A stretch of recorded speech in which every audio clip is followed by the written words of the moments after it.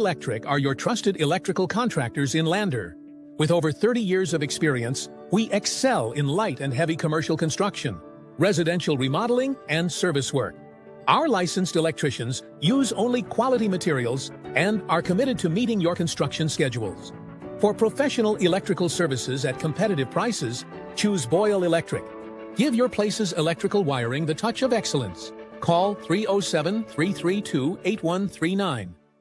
I'm John Shade, your Edward Jones financial advisor. Financial investments are very important, but so are the investments of time, patience, and encouragement of our young athletes from their coaches, teachers, and mentors.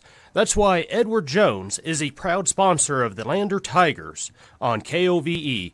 Call John Shade or stop by my office at 824 West Main Street for all your investment needs. Edward Jones, making sense of investing. Member SIPC.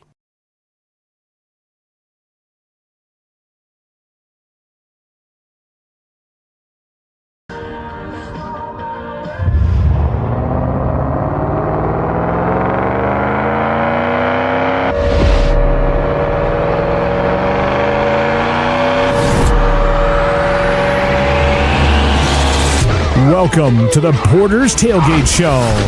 Wolverine football is just a half an hour away. Coming up, you'll hear from RHS head coach Mark Lenhart, our athlete spotlight, and your Wolverine weekend reports. The Porter's Tailgate Show is made possible by Porter's Supply Company in Riverton.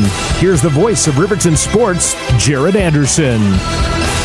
And a very good season opening Friday. Welcome to Park County. We're in Powell, Wyoming. Jared Anderson, Jason Peterson, along with you here on 105.1 Jack FM and the County 10 Sports Network. Thrilled to be back with you. Thrilled for another opportunity to bring you Wolverine football here as we start the 2024 campaign with a 0-week contest. Now, 0 week means a lot of different things to a lot of different teams, and it's a little bit difficult to understand exactly what this may mean for Riverton. We're going to talk a little bit more with Mark Lenhart. I was on the field just a few moments ago. The second-year head coach of the Wolverines fills us in on exactly what's at stake here. There are a few tie-breaking procedures if Riverton and Powell were to tie in the standings on the line here. So it is an actual game. It's the only 3A game that will be at actual game speed. There's a lot of practices, a lot of scrimmages. They call some jamborees in smaller class football where a lot of teams will meet and play against each other for a quarter and then rotate and play another team in 0 weeks. So it's a little bit hard to understand because no 0 week game is the same across Wyoming unless it's 4A where the games actually count. So here in 3A, not much on the line, but we don't care. It's football season. It's Friday night. You've got the Wolverines here on County 10's YouTube channel and 105.1 Jack FM. This is the Porter's Tailgate Show, by the way, made possible by Porter's Supply Company at the corner of Federal and Sunset in Riverton. Lots of fun going on at Porter's, including the Fall Festival coming up in just a few days. We'll let you know more on that great event and some great things Porter's has going on here as the pregame show continues. We start the season, the 0 week season, kind of with a bang in 3A football. These two teams ranked in the WyoPreps.com coaches and media poll. Powell ranked number 3 to start the year. Riverton ranked number 5 to start the year. So it'll be interesting to see how these two teams stack up. They are not unfamiliar with each other in this circumstance. Riverton and Powell have played 7 0-week games in a row. Unfortunately for Wolverine fans, Powell has won all 7 of those. Matter of fact, got to go all the way back to 2015 to find the last year Riverton beat Powell in a 29-27 slugfest. Throughout history, these two teams know each other very well. They may not have the geographical rivalry, but they've developed a rivalry on the football field just because of how often they've played and how much has been at stake. These two teams have played 81 times, and the series history dates all the way back World War II era, 1939. A game which, by the way, historians, Wolverine fans, we can brag, Wolverines won that 1939 game 12 8-9. Recent history, these two teams met up in the playoffs a couple of times. Riverton knocked off the Panthers in the quarterfinals of the playoffs in 2010 and 2014. Last year, Powell came to Wolverine Field, Mark Lenhart's first game as head coach with Riverton High School, and Riverton held their own for a while, but ultimately Powell kind of took it to him on the scoreboard in the second half, won that one 42-24. So Riverton hoping for a different result tonight. Coming up on the Porter's Tailgate Show, we will hear from the head coach, Mark Lenhart. You're going to hear from a couple of Wolverine athletes, including your starting quarterback tonight, junior Blake Gattenbein. You'll hear from one of the team's defensive captains. He's going to play both sides of the football, but was the second leading points getter on defense last year, and a lot expected of him on both sides of the ball. I'm talking about Jackson Larson. He's going to join us in just a few moments. He's one of just 6 seniors on this Wolverine varsity team. So Blake, Jackson, and Coach Lenhart all coming up. We'll also check in with your Wolverine weekend. Girls swimming, cross country, volleyball, and golf all happening this weekend. It is a busy one as we're back to fall sports at Riverton High School. Glad you're with us. The Porter's Tailgate Show continues on 105.1 Jack FM and county10.com. Rehab's founding principle on you is evident from your first visit to the last. Our practice model ensures treatment as you deserve, a private one-on-one session with a licensed therapist the entire visit, every visit. All therapists hold advanced credentialing, including 2 certified hand therapists, an orthopedic clinical specialist, an MDT therapist, as well as pelvic floor and pregnancy rehab offerings. With over 100 years of combined experience between our 7 clinicians, Elevate is your ticket to health. Find us in Lander, DuBois, and visit our website or Facebook page. Choose Elevate Rehab to elevate your outcomes. At Eyes on Fremont, we know that good vision is about more than just seeing clearly. That's why we're dedicated to providing expert eye care for the whole family. From children's exams to contacts, LASIK to glaucoma treatment, we're here to help. We accept most insurance plans, and our experienced team will make sure you feel right at home. Schedule an appointment today at 111 South Broadway in Riverton, or give us a call at 307-856-9000. Visit wyomingeyes.net to learn more.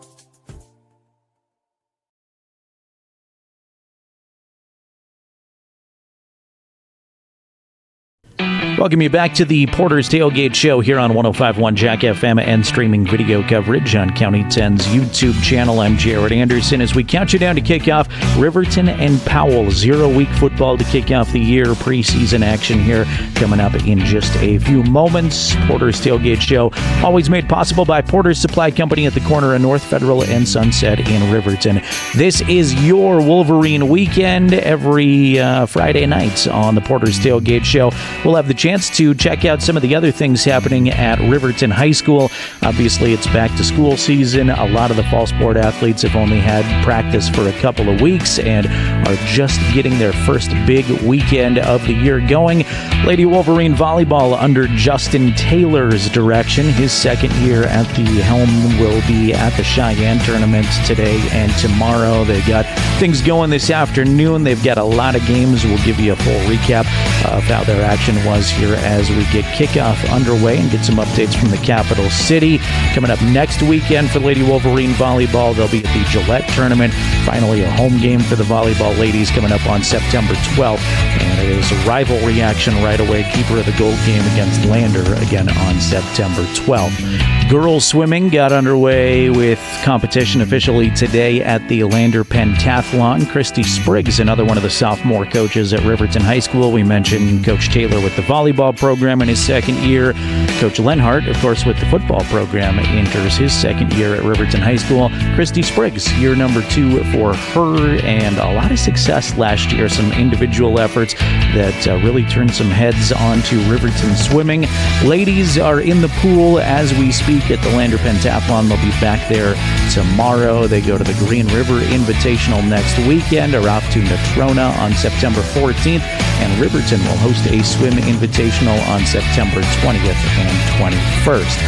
There is one team of Wolverines that have been added for a couple of weeks before the other fall sport athletes. That, of course, is golf. Sierra Roberts is the new head coach for Riverton Boys and Girls Golf. Says it's definitely a unique sport, the way they divide it between fall and spring. The fairness, I guess you could say, with us compared to other sports is our other 6 weeks were in the spring. Not that that is any culminating event over there. So these 6 weeks here in the fall were done the third, I think, week in September. And we have 4 weeks really to prep before conference, and that's what I've gotten through to my kids. We have 4 weeks to tune ourselves up to play the best golf that we can, and then going into conference, whatever we produce there will dictate if we as a whole move on to state or individuals move on to state. But it's about 4 weeks is all we got. Anchoring the girls golf team this year is junior Tylen McDonald. Tylen finished third last weekend at the Lander Invitational, shot really well the first day, not quite as well in round number 2. Said she'd like to be more consistent moving forward. That's been a struggle for me lately. You just have to think about one shot at a time, not focusing so much on the score and just playing the game. Sure. There's definitely a certain feeling. Usually the worst warm-ups have the best rounds. Okay. And then the worst range sessions have the best range sessions have the worst rounds. But there's definitely like a feeling I just feel more confident when I know I'm going to have a good round. And the Riverton boys, led by senior Kyler Graham. Kyler finished second at last weekend's Lander Invitational. Riverton golfers are off to Worland this weekend, a course that Kyler says he feels comfortable with. Yeah, I know that course pretty well. I've played state there. I've played tournament there every year, so I like that course a lot. I feel pretty comfortable with it. I know it pretty well. So. And when it comes to Kyler's expectations for the season, the answer is pretty simple. Try and go win a state championship. I mean, that's the overall goal. I want to get team to the state, so. Again, Riverton golfers at the Worland Invitational this weekend. You can listen to full interviews now with Coach Roberts, Tylen McDonald, and Kyler Graham on the County 10 Sports podcast. Finally, on your Wolverine weekend, cross country is underway. They've been practicing since August 19th. They are at an invitational in Cheyenne this afternoon. We will try to get some individual results on that to pass along to you on the broadcast next week. Cross country runners go to Buffalo. September 12th is the only home event for cross-country runners of the season with the annual Barry Bryant Invitational. That's during homecoming week for the Wolverines. The Porter's Tailgate Show continues next as we count you down to kickoff. 0-week football's coming up, Riverton and Powell. You can listen on 105.1 Jack FM. You can watch tonight's game on County 10's YouTube channel.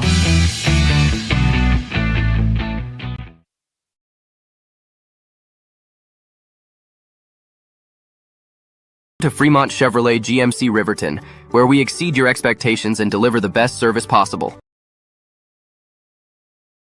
Welcome to Fremont Chevrolet GMC Riverton, where we exceed your expectations and deliver the best service possible. Located on Federal in Riverton, we're here to make local car shopping fun again.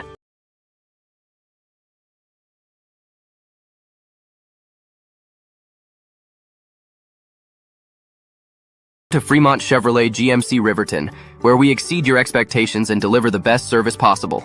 Located on Federal in Riverton, we're here to make local car shopping fun again. Explore our wide selection of new and used Chevrolet and GMC vehicles. As truck and trailering experts, we offer a variety of options tailored to your needs. Experience exceptional customer service and competitive prices. Visit our website at FremontChevyGMCRiverton.com to find your next vehicle today. Myers Gambles is your one-stop shop for furniture, mattresses, and appliances in Lander, Wyoming. We have an unbeatable selection of furniture for your living room, bedroom, and dining room. Plus, we have the latest trends in home furnishings. Our mattresses are comfortable and affordable, and our appliances are built to last. Whether you're looking for a new TV, sofa, or refrigerator, we have the perfect finish, style, and function for your home. Visit us at 420 Main Street in Lander, or check out our website, landergambles.com.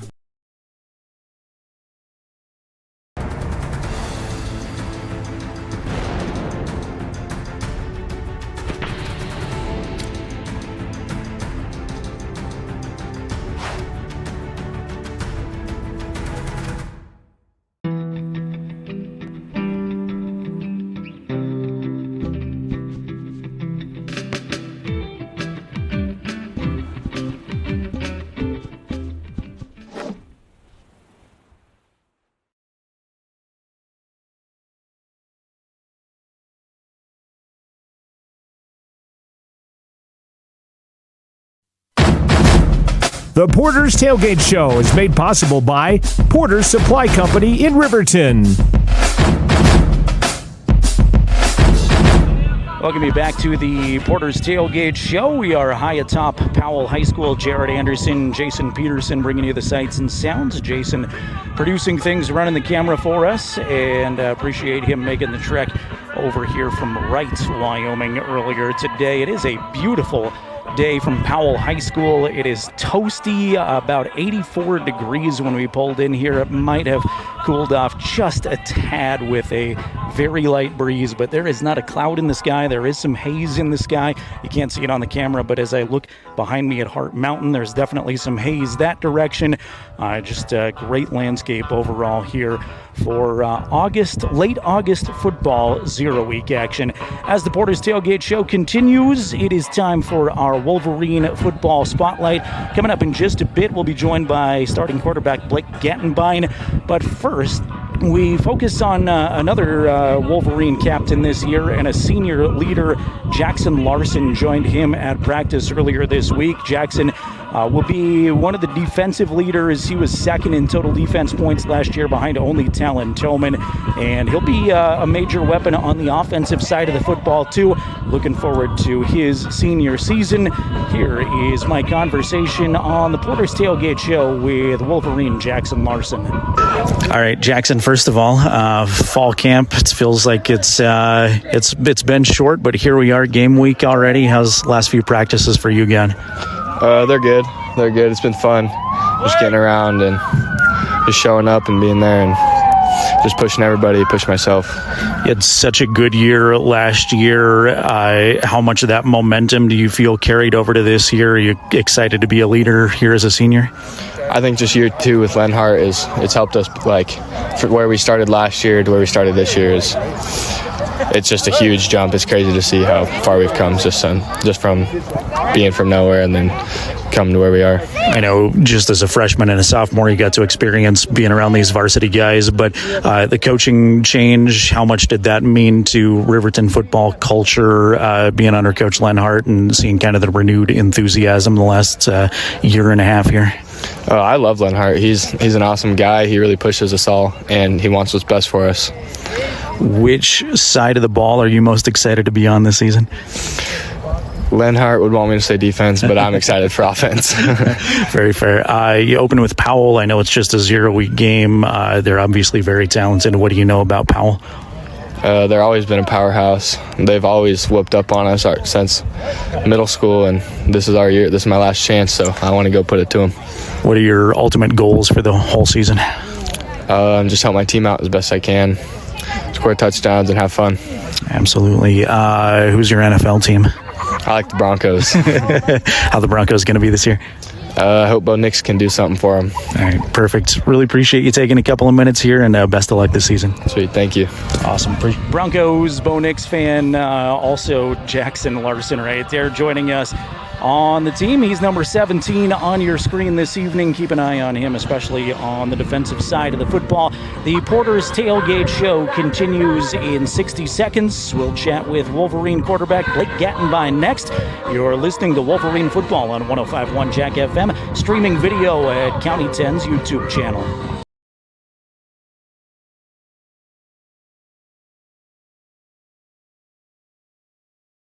Myers Gambles is your one-stop shop for furniture, mattresses, and appliances in Lander, Wyoming. We have an unbeatable selection of furniture for your living room, bedroom, and dining room. Plus, we have the latest trends in home furnishings.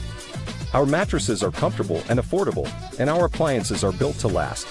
Whether you're looking for a new TV, sofa, or refrigerator, we have the perfect finish, style, and function for your home.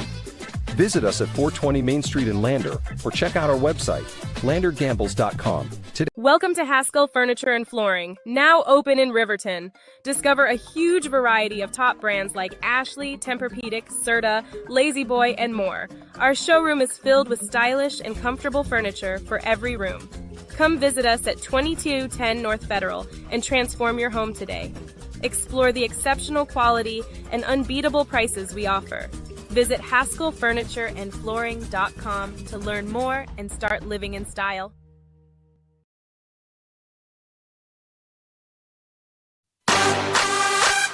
Your home for the defending 3A East champs. 105.1 Jack FM. Counting you down to kick off 0-week action. Wolverines and Panthers high atop a toasty Powell High School. Jared Anderson, Jason Peterson here with you. Porter's Tailgate Show continues, and it's time to chat with junior quarterback Blake Gattenbein. Blake, no stranger to taking snaps at the varsity level under center. Came in a couple of games, like a game and a half. He played total when Derek DeVries was hurt, took some snaps, was involved in some trick plays, obviously a big weapon at running back for the Wolverines, and on the defensive side of the ball is just a sophomore. Blake, now in his junior year, put on a little bit of muscle and has matured a little bit. This is how my conversation earlier this week would go with Blake. Blake Gattenbein, first of all, it's hard to believe we're already at game week here in just a couple of days down the road, but how's fall camp? How have the last few practices been for you? Been awesome. Love the guys I'm working with. Love the coaches that are coaching. And just can't wait to start playing. You got to step in, get quarterback situation a little bit last year when Derek got hurt. Obviously, you were heavily involved with the varsity program. How much did those quarterback reps kind of build that comfortability with the varsity program under Coach Lenhart, and did it make you a little more confident going into this year? Oh, yeah, for sure. It's too much to say. Just having those, even just a couple snaps, helps me out so much. What did you go into camp feeling like you needed to work on the most? Just working with my receivers, getting to know their routes more, getting that connection. What are your ultimate goals here for the season? And just have a winning record for us, play our hearts out.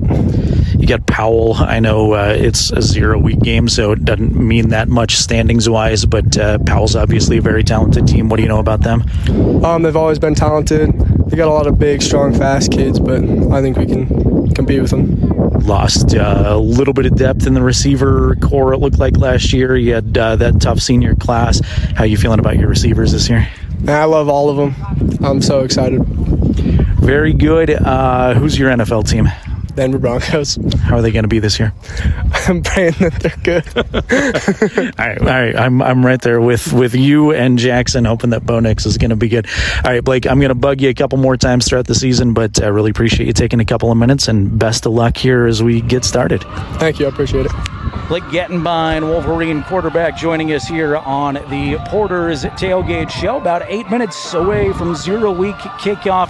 A practice, a final tune-up of sorts. It'll count if there is some kind of a dramatic tiebreaker down the stretch, but not a lot writing on the standings of this one. Coach Lenhart told his kids in practice earlier this week, doesn't matter if we win by 30, if we lose by 30, we come back, do the exact same thing on Monday. Does not reflect how the rest of our season's going to go either direction. If we come out and win big, we still got to stay hungry and get right back after it at practice on Monday. Same thing if Powell takes care of business tonight. We owe you one more time out here on the Porter's Tailgate Show. When you come back, you will hear from the head coach of Riverton High School, Mark Lenhart, joins us in 60 seconds. Wolverine football on County 10's YouTube channel.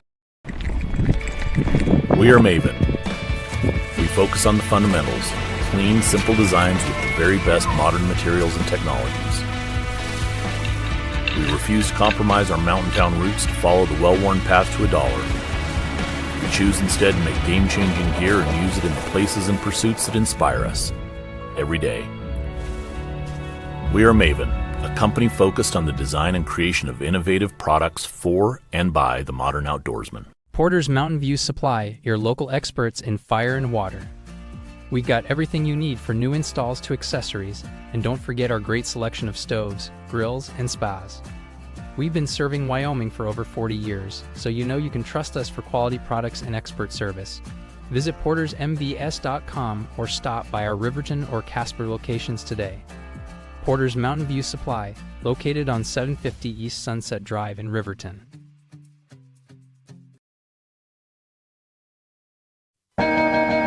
The Porter's Tailgate Show continues. It's time for a visit with Riverton head coach Mark Lenhart. Here's Jared Anderson. Back to Powell, Wyoming. Riverton and Powell get going 0-week football for a 7th year in a row between these two teams. Earlier, I was able to catch up with Mark Lenhart, second-year head coach of the Wolverines. Here's how that conversation would go. The Porter's Tailgate Show, chatting with Wolverine second-year head coach Mark Lenhart. Coach, let's start personally. How was your summer? It's been a while since we've been able to talk with you. Buddy, I can tell you there wasn't much of one between football Monday through Thursday and guiding fishing trips on the weekend and learning a new job as the assistant AD. I didn't get much of a summer, so that's okay. I having fun doing what I'm doing, and it's keeping me busy, and hopefully we can get geared up and get ready for a little 2.5 month grind here. You've got this Powell team again open. It's 0 week. I know it doesn't count in the standings, but it's a tough one. Arguably one of the toughest teams on the schedule. What do you know about Powell, and how do you approach this game? Well, actually, we are playing this one for real. So we're going to play this. It's a non-conference game, but I think when you look at Powell, they're extremely physical. They're well coached. I think they bring back this front seven we play is going to be right up there with any of them that we play all year. They bring back pretty much their entire D line and their entire O line, and so that they're going to be in for a physical battle. And our kids have worked hard in the weight room, and we're excited to see where we're at. I think after tonight, we'll definitely know where some of our strengths are and some of our weaknesses are, and continue to improve the weaknesses and then enhance our strengths as the season moves on. You've talked in fall camp a little bit about the inexperience. Obviously, you lost a lot of talent. That senior class was big last year. How do you like some of these younger guys, and how are they maturing? I really like them. I think that, we don't have many seniors. We only got about 6 seniors who are playing varsity football. And after that, we've got quite a number of juniors and quite a number of sophomores. And I think these guys are getting better in the weight room, and they continue to improve. And so I'm just excited to see where we end up when it's all said and done. Final question for you. Do you like going on the road here early in the season? You've got back-to-back Cody next week. You like these road trip kind of bonding moments? Does it help the team, or would you rather start at home? I think so. I think anytime you can get out on the road and get in as many hostile situations as you can early in the season, it just hardens you and gets you more ready to roll. And so that's hopefully the goal is tonight, is that we come out of here just getting a little bit better. And like I told the team, I was like, whether we win the game or lose the game, it's never as bad as you think it is, and it's never as good as you think it is either. There's going to be plenty to work on either way, and we're just going to try and focus on the process and getting better every single day we take the field. All right, Coach, best of luck. Appreciate your time as always. All right, thanks, Jared. Mark Lenhart on the Porter's Tailgate Show. Appreciate his time joining us. As always, we are about 60 seconds away from kickoff. We'll get you the starting lineups and the opening kick in 60 seconds. It's Wolverine football at county10.com.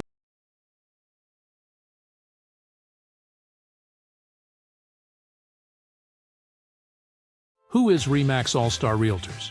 We're a professional real estate agency where your success is our priority. Whether you're looking to buy, sell, or invest, we're here to guide you every step of the way. With unmatched professionalism and a track record of delivering results, we're your trusted partners in real estate. Your success is our top priority. Find your perfect property with RE/MAX All-Star Realtors. Contact us at 307-856-7827 or visit remaxriverton.com. At Redden Kane & Associates CPAs, we serve clients across Fremont County and beyond with top-tier accounting services. From individual taxes to business consulting, our creative and precise team offers tax management, estate planning, and more. You'll find us engaged and meticulous to ensure each client gets personalized guidance. Visit rivertoncpa.com to learn more about our services and how we can help you achieve financial success.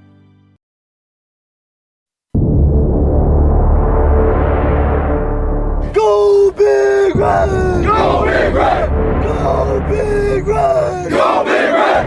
Go Big Red! Go Big Red! Here we go! You know. Let's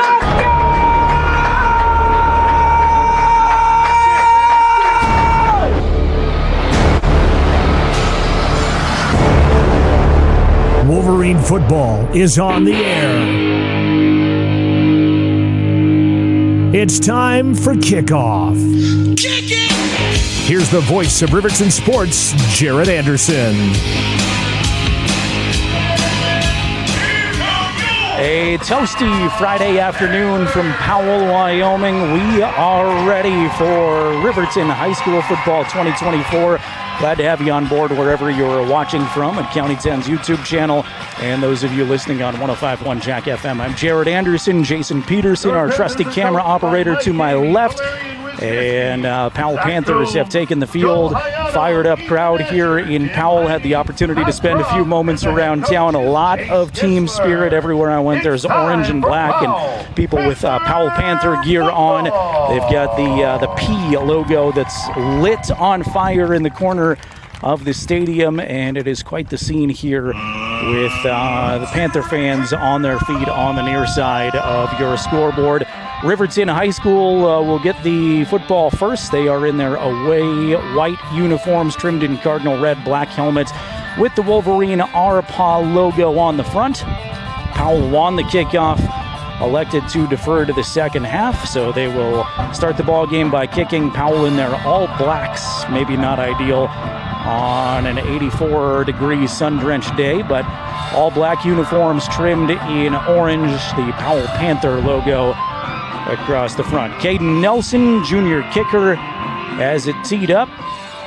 It's Clay Sheets and another Wolverine back deep. Hunter Saltzgaver, I believe, is that Wolverine. I didn't have rosters until late this morning, so I'm going to apologize. Normally I have 3 or 4 days where I try to study names and numbers, but that luxury not provided to me here in front of 0 week football. Powell's got it teed up. We are ready to go from Park County. We'll get you Riverton's offensive starters here in moments. Nelson approaches the football, will put the boots in the air. No dynamic kickoff in high school yet, by the way. Not sure if that's going to trickle down from the NFL. Sheets gathered it in, brings it out to the 25. Was able to pick up 3 or 4 yards after he corralled it, and that is where Clay Sheets will be tackled. Wolverine. I want to apologize to Clay in advance and the Sheets family as a whole. I am so used to seeing number 2 out there calling him Ty Sheets. That's Clay's older brother, who went to Shadron State, where he'll play football this fall. So I guarantee that I will say Ty Sheets is out there for the Wolverines more than once. Blake Gettenbein under center to start the game for Riverton. 2 in the backfield. Jordan May, Hunter Saltzgaver, got Jackson Larson split out to the right side. Now Yates comes in motion. Give it to Jordan May. Second guy through, actually, that's Hunter Saltzgaver. Beg your pardon. Hunter Saltzgaver is going to pick up 4. And it'll be 2nd down and 6 for Riverton. 2nd down and 6.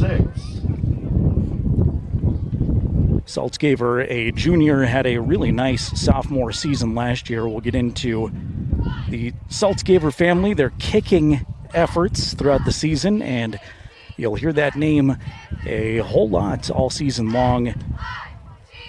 2 receivers go far to the right side for the Wolverines. That's Larson and Sheets. Gettenbein again under center. 3 in the backfield.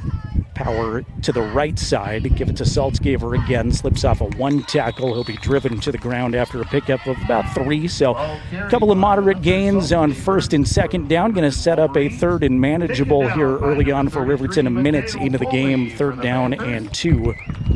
Got to get to these offensive starters. Offensive line for the Wolverine. Caden Liebricht at left tackle. Ryan Cox is your left guard. Daniel Clausen under, he is the center. Blake Gettenbein at quarterback under Daniel Clausen. Right guard Aiden Sanchez. Tyree Harris Aragon, a senior at right tackle. You get a lot of Gage Treber, Clay Sheets, Jackson Larson, Hunter Saltzgaver, Paxton Yates. Skill position guys for the Wolverines, and we'll throw some more at you here as the game goes on. Little misdirection, give it to Saltzgaver. He's got a nice hole. 1st down and more. He's out across the 40, dragged down to the 43-yard line. Saltzgaver 3 times in a row picks up the first down of the season for Riverton. 1st down, Wolverine.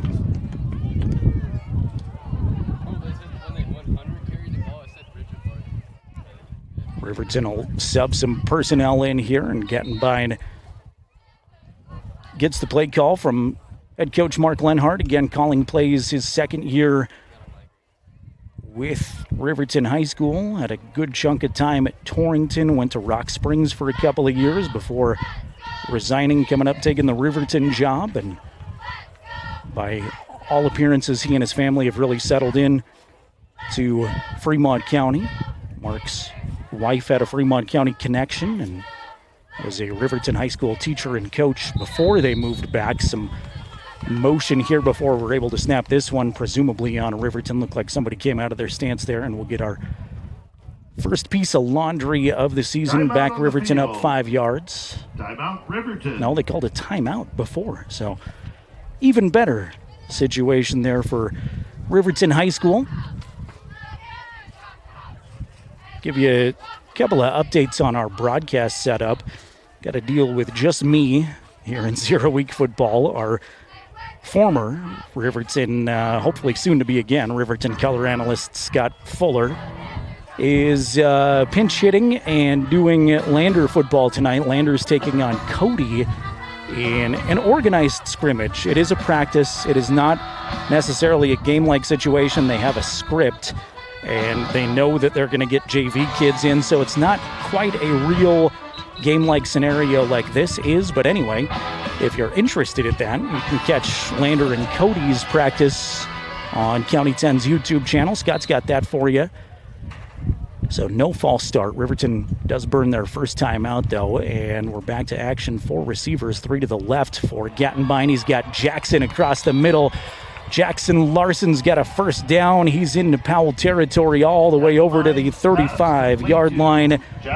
Abraham picked up the tackle, but it was a pickup of 17, and the sticks move again for the Wolverines.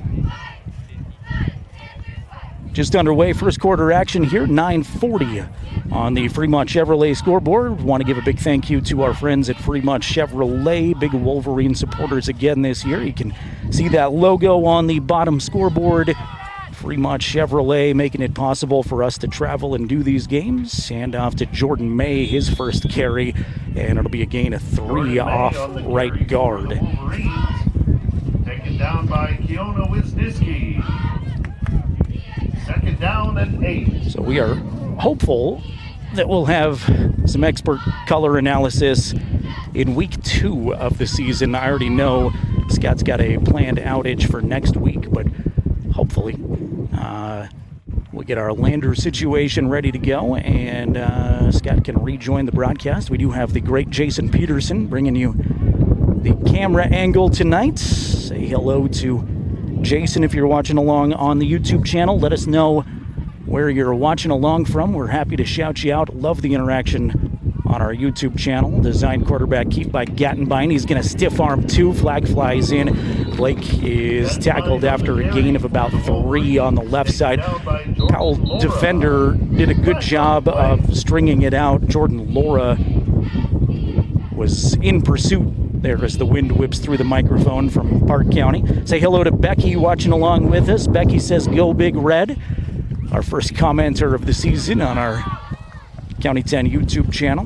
Do understand we may be having a technical issue with our Jack FM feed. Holding is the call against the Wolverines. Hear the public address announcer mention holding on Riverton. Going to back RHS up, negate the 3-yard carry there for Gattenbein.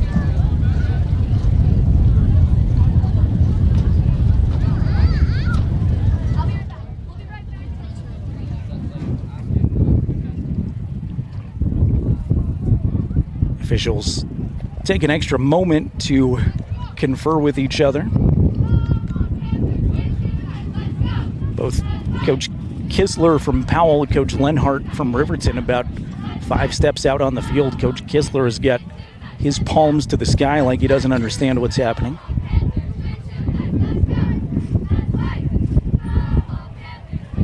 Penalties aside here, couple of exciting plays early on if you're a Riverton fan against what Coach Lenhart told us pregame is going to be one of the more difficult defenses his team sees all year. says their front seven is as good as anybody in the state, regardless of class. Powell returns a lot from last season. They do lose their starting quarterback and some skill position guys, but they have a lot of returners. Riverton's only got 6 seniors out there. 2 receivers to either side after Saltzgaver goes in motion. Gattenbein steps up. He's got Sheets wide open down the seam, but he overshoots him just a little bit too far for Clay Sheets. Incomplete, and it'll bring up 3rd down and long, 3rd and 17 after the holding penalty and the incompletion.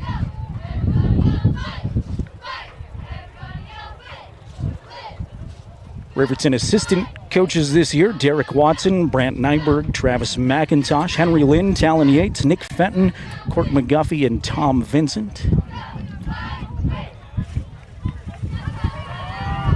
Ball's on the Powell 45, 2 receivers to either side, 3rd down and 17, 1 in the backfield with Gattenbein. Powell showing pressure.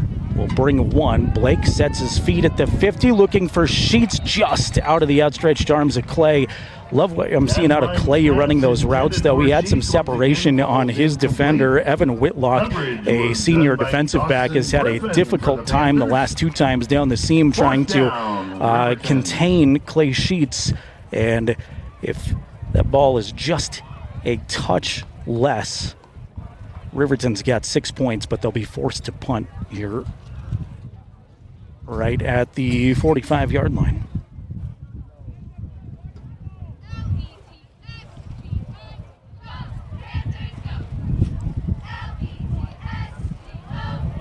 Gage Treber puts the toe to it. Riverton's punter. Ball will take a bounce right at the 22 and then go immediately out of bounds. They'll place it at the Powell 21, and that's where Keona Wisniewski and the Powell Panthers will take over. First look of the season at Powell's offense, Riverton's defense. And Keona Wisniewski, a senior for Powell, did not play quarterback last year. Will get the start this year. Keona was tremendous out of the backfield. Big-time weapon for Jet Schwan. Got a crazy story about Jet Schwan we'll get to here in a minute, too. Some motion before the play starts, and this one's going to be on the Wolverines. I think Ryan Cox gets tagged for encroachment. That is not Ryan Cox. That is Aaron Gonzalez. That'll bring up a 1st down and 5 for the Panthers. So 1st and 5 for Powell. 8:03 to play first quarter. No score on the Fremont Chevrolet scoreboard. 2 in the backfield with Wisniewski. Send a man in motion. Keona drops back on the run. Will float it out to Caden Nelson in the flat. Nelson shakes off 1 and is pushed out of bounds just across the 30-yard line. Taken down or out of bounds. Try to get my depth perception correct here. It's right at the 30. Jordan May with the shove out of bounds for the Wolverines. 2nd down and 1. 2nd down and 1 after the gain of 4. So Riverton moved the ball fairly well on their first possession. Stalled out, holding penalty certainly didn't help.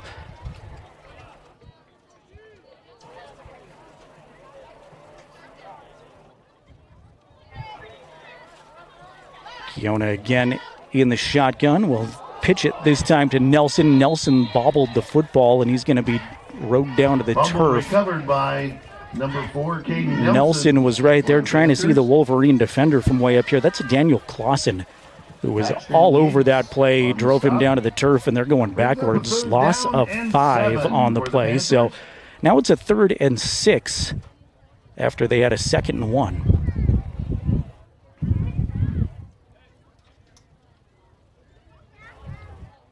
The Froshmore teams battled each other before this one. Powell victorious over Riverton, 32-16 in that contest. Riverton did have some exciting moments, including a pick 6. I think it was Camden Irvin that had the pick six. Wisniewski rolls out of the pocket, has a man. It's caught and then dropped. Will they say a catch? No. Receiver on the far side says incomplete. That was Nelson. He was looking for it again.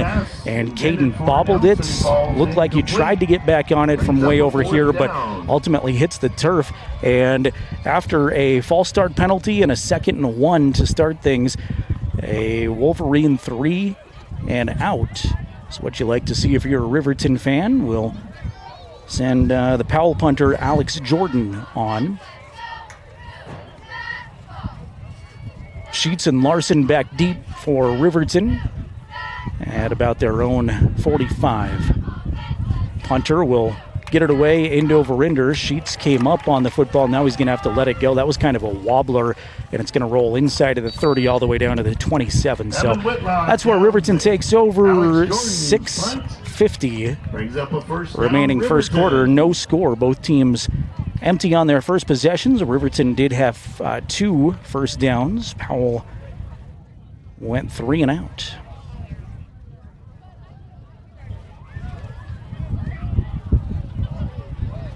Trying to work on our Jack FM technical issue and see if we're back on the radio. Again, Mark Lenhart in his 2nd year with the Wolverines. Chase Kistler in his 5th season with the football team. He was a basketball coach at Powell High School before taking over the football program. Empty backfield for Gattenbein. He's got 5 receivers across to Saltzgaver, makes the catch, tackled at the 45-yard line. That's a pickup of 17 on first down. That's what you like to see. Blake got a little bit trigger happy maybe there on a couple of his first possession throws, which is fairly common, but you like to see the big arm out in full force. Took some of the heat off of that one, and Saltzgaver collects the football, picks up the first down.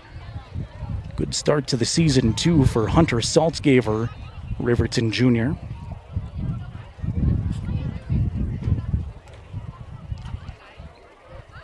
It's a golden retriever puppy in the crowd that is a fan favorite. Everybody took their eyes off of the game in the section in front of me, and I wondered what happened, and there's a puppy that's getting petted by about 24 kids right now. And the football off to Jordan Mace. Mace slips a tackle. He's got 8 yards before he's finally muscled to the turf, maybe 7. Jordan May with a quick first step, and he kind of lumbers his way forward, pushing a defender backwards. 2nd down and 7 after the gain is 7. 2nd down and 3 for the Wolverines.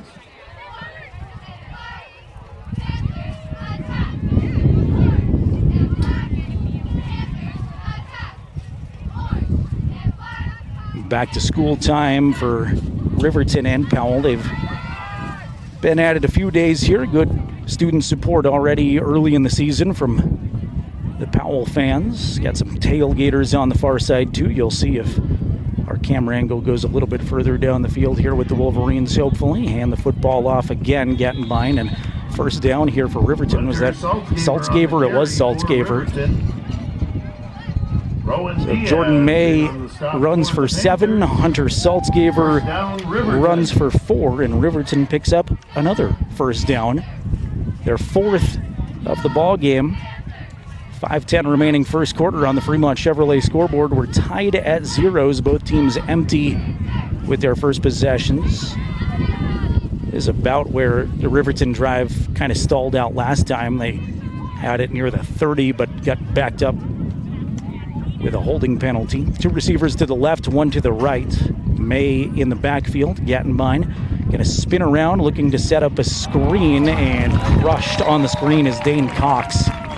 Gattenbein's pass complete to number 3, Dane Cox.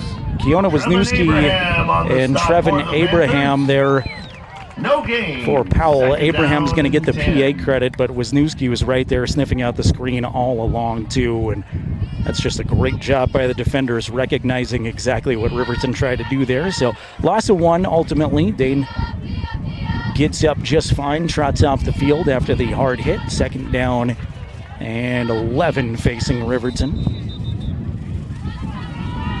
Official stoppage, and we've got a hurt Powell Panther, maybe an equipment issue. I think it's just an equipment issue. It's a Panther that messed with his helmet a little bit. That's Rowan Diaz, and maybe based on his reaction, he is hurt. He slammed his helmet down and is very frustrated about something, so maybe an ongoing issue there. You hate to see kids on either side of the football that have been looking forward to action all day, that maybe something going on with Diaz as he trots off the field shaking his head. Gets a lot of pats on the back from his teammates and words of encouragement.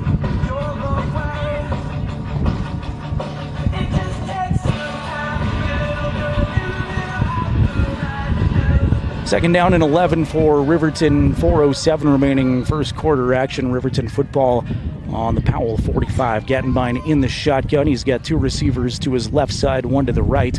Tight end to the left side, and May in the backfield. They'll give it to May. May tries to go off of that left tight end, and he is slammed to the turf. Here comes a flag. Jordan May is going to get a flag too after Keona Wisniewski threw Jordan May backwards. Jordan got up and pushed Wisniewski, and now instead of an automatic first down for Riverton, the May retaliation, I think, will offset these penalties. Flags all over the field. We're sorting things out here, ladies and gentlemen.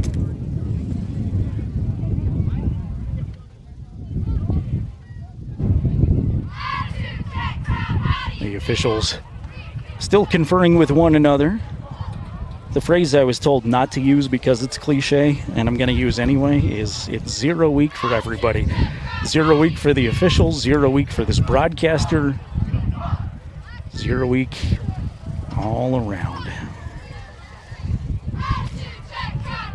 Personal foul on Wisniewski, personal foul on Jordan May, and they will offset. We have offsetting personal fouls. And on the fumble, the Panthers recover, so it'll be first down Panthers. I'm going to say Jordan May fumbled that football while he was lifted in the air. I thought they'd stop the play because his momentum went forward, and they're going to give it to Powell. Coach Lenhart asked for an explanation, nods his head, and it is Powell football. I apologize for missing that. I didn't see that amongst the fracas there with the hard Wisniewski tackle and the Jordan May shove. But Panther football, so deflating for Riverton after they were moving the ball well. 3:53 to play. It's Panther football, and they've got it in good position at their own 46. Wisniewski going to quarterback keep it right up the middle. He's met by Ryan Cox, and he's not going to go very far. Gain of 1.5 maybe. Carry for the Panthers. Ryan, the big defender, did a great job. Gonzalez on the tackle for Riverton. Not letting him get any further. Down and 6 for the Panthers. Want to thank Bailey Tire and Auto, proud to support the Wolverines and Fremont County athletes. Your one full-service tire and auto shop provider. They're located at 755 South Federal in Riverton, 1305 West Main in Lander. Fueled up at the Riverton pit stop before I left town. Fueled up with snacks and beverages too, thanks to Bailey's Tire and Auto, making Wolverine football possible. Wisniewski going to hand to his first guy through. He's got a first down and more. That's Trevin Abraham, who's out across the 40-yard line. Hey, that's a first down. Across the 45, I should say, all the way down to the 42, and that's Powell's first down of the game. So Riverton had 4 first downs before Powell had 1, but the fumble on the double personal foul will give it to Powell, and you don't want to be too harsh on somebody in 0 week football, but you think if Jordan May doesn't retaliate and shove that kid back, it's Riverton football, and they've got 15 extra yards. Receiver to either side, 3 in the backfield with Wisniewski. Give it to Abraham again. He's got a big seam up the middle. He's got another first down, bouncing off of Wolverine tacklers, and he carries it to the 25-yard line. Abraham is tough to bring down. He's not the fastest, but he is one of the strongest athletes on this Powell team, and one of their defensive captains, getting it done with the football. thought we might see him at running back a little bit this season, and there's back-to-back carries that have paid off. Really nice for the Panthers. Week 1 officially starts next week. Games that count a little bit more standings-wise, as Riverton will be right back this direction. We're in Cody, so about a half-hour shorter trip next Friday night. Wisniewski's got a target on the right side, caught and dropped. They're going to say that's a catch and a fumble. Riverton thinks they're on it.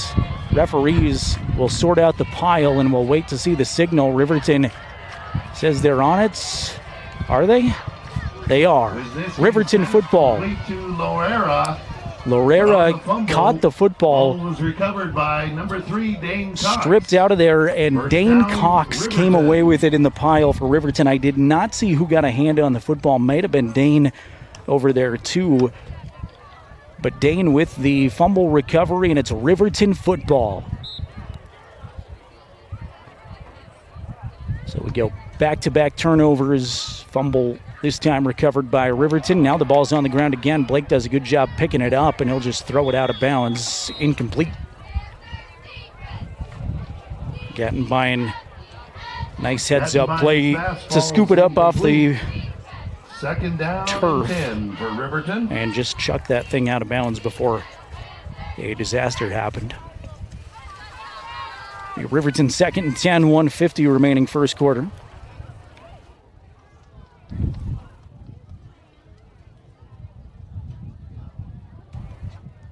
Slight breeze moving across the field, kind of into our face here, the direction the camera is facing. I will say on an 84-degree kickoff night, that little breeze is welcome. Treber, Larson, and Sheets all on the right side, but timeout by Coach Lenhart. Did not like the way Riverton was lined up there, and burns his second timeout here of the ball game. Gives us a chance to thank Myers Gambles, Main Street Lander. They're excited to cheer on Fremont County student athletes. Gambles has winning deals. And remember, delivery is free, 30 miles within the store's radius, so that includes Riverton. Free delivery, turnaround, shop in town. That's Myers Gambles.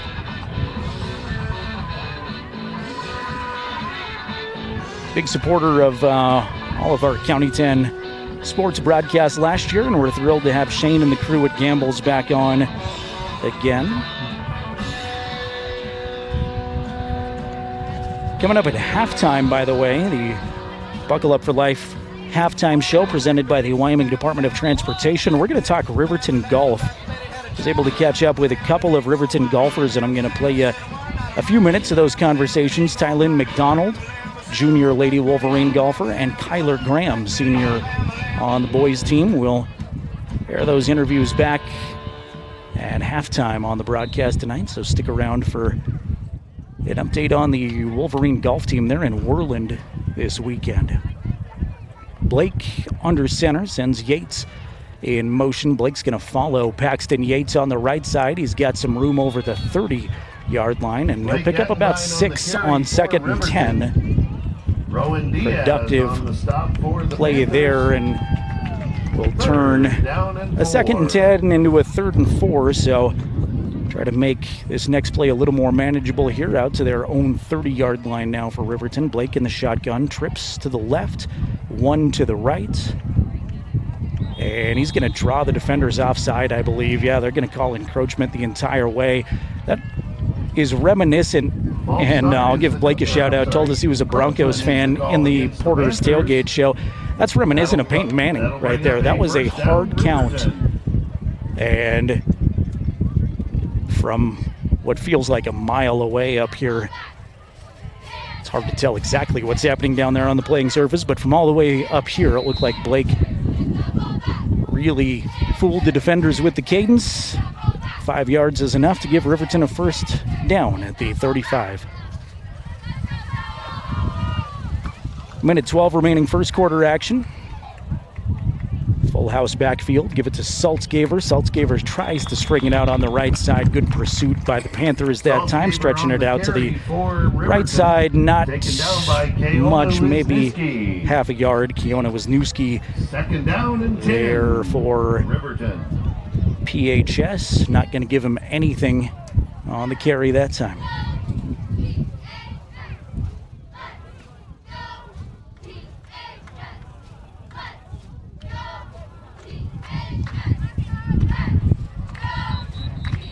Flag flies from the back judge. Usually that's something on the offense.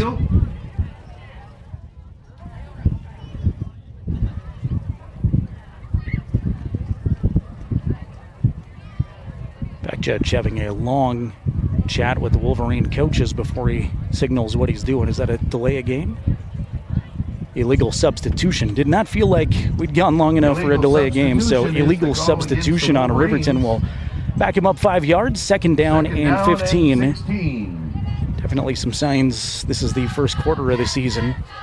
And there's another one, is those 5 yards are going to be erased. I think another encroachment penalty, this time I think on 3 Powell Panthers. Yeah, just about everybody on the defensive line out of their stance, running past the Wolverine offensive lineman.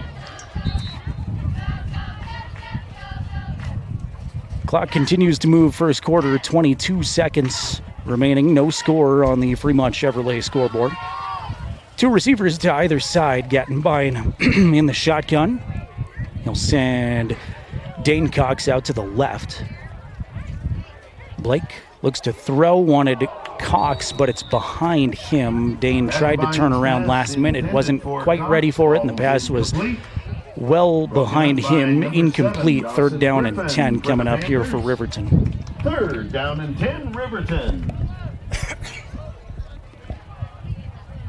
This will presumably be the final play of the first quarter, pending another penalty. A lot of flags on this Riverton drive that hasn't gone very far yet, but has taken a while. 3 turnovers. Gattenbein trips to the right side, Larson out to the left, 1 in the backfield with Blake. Blake, 3-step drop, steps up in the pocket, looking for Larson, 1-on-1, did a nice job of lobbing it over Larson's shoulder, but Jackson unable to come up with it, just may have looked back in the sun, was well covered too, goes incomplete, and it'll be 4th down and a Riverton punt when we come back. At the end of 1, we are scoreless from Powell High School. You are watching Riverton football, 0-week coverage on 105.1 Jack FM and County 10's YouTube channel. Electric are your trusted electrical contractors in Lander. With over 30 years of experience, we excel in light and heavy commercial construction, residential remodeling, and service work. Our licensed electricians use only quality materials and are committed to meeting your construction schedules. For professional electrical services at competitive prices, choose Boyle Electric. Give your place's electrical wiring the touch of excellence. Call 307-332-8139. I'm John Shade, your Edward Jones financial advisor. Financial investments are very important, but so are the investments of time, patience, and encouragement of our young athletes from their coaches, teachers, and mentors. That's why Edward Jones is a proud sponsor of the Lander Tigers on KOVE. Call John Shade or stop by my office at 824 West Main Street for all your investment needs. Edward Jones, making sense of investing. Member SIPC.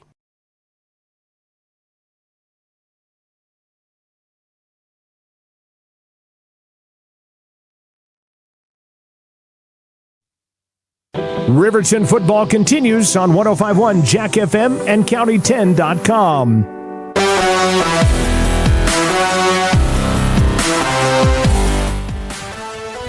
Back to football. 1 quarter in the books, no score. From Powell, Wyoming, Jared Anderson here, Jason Peterson, our camera operator. We are high atop, up on the roof of the press box. Sun-soaked roof as Jason and I work on our evening tans up here. Gage Treber on to punt it away for the Wolverines. Punt goes sky high. It's a spiraling punt that's going to send the returner Wisniewski backwards down to the 25-yard line where he fair catches it. And Riverton's defenders will come back out.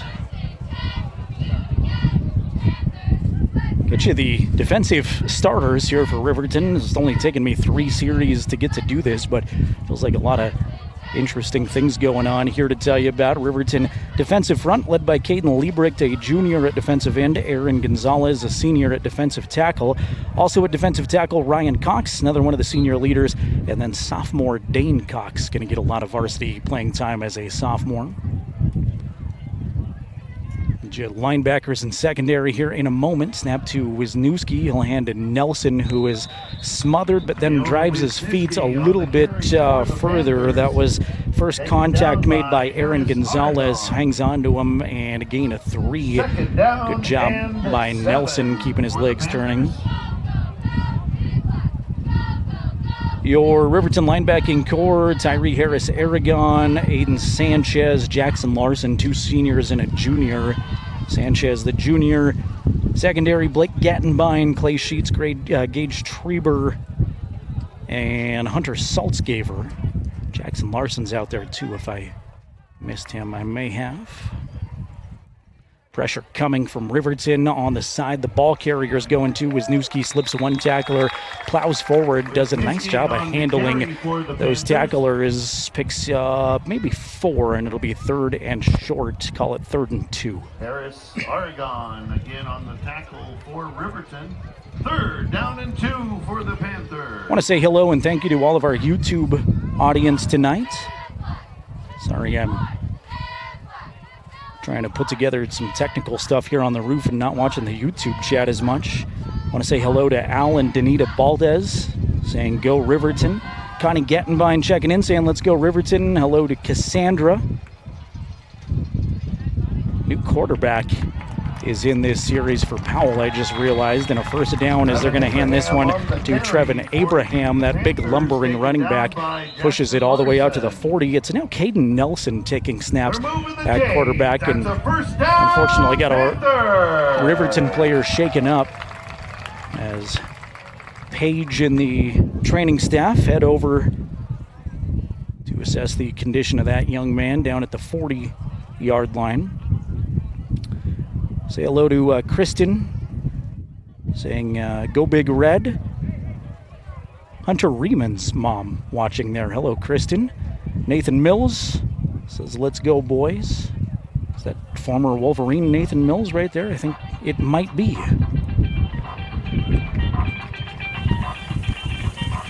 Is Hunter Saltzgaver slow to get up for Riverton, but he does bounce up to his feet, able to walk off under his own power. Wasn't able to see who was down, but that's not the guy you want to see. You don't want to see anybody injured ever, but definitely don't want to see an injury to a player as good as Hunter here in 0 week. Good news is walks off under his own power and appears to be doing just fine on the sideline. Training staff will take a little further evaluation look at him.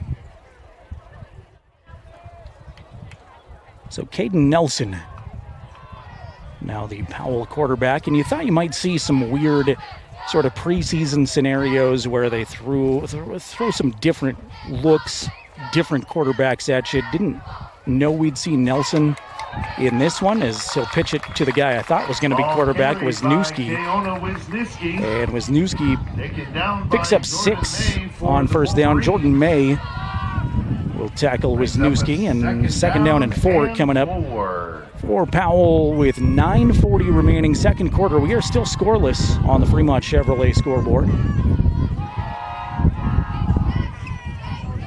This is Powell's 4th possession.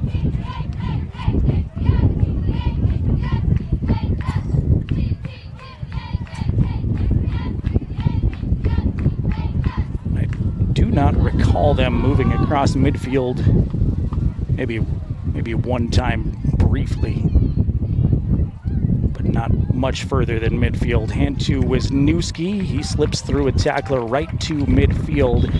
He's right at the first down marker. One Wolverine got up saying it's Riverton football. I didn't see the ball come out. Hunter Riemann pops out off the turf with the football, and is it Riverton ball? They've not signaled yet, but the players are walking off the field. It's Wolverine football.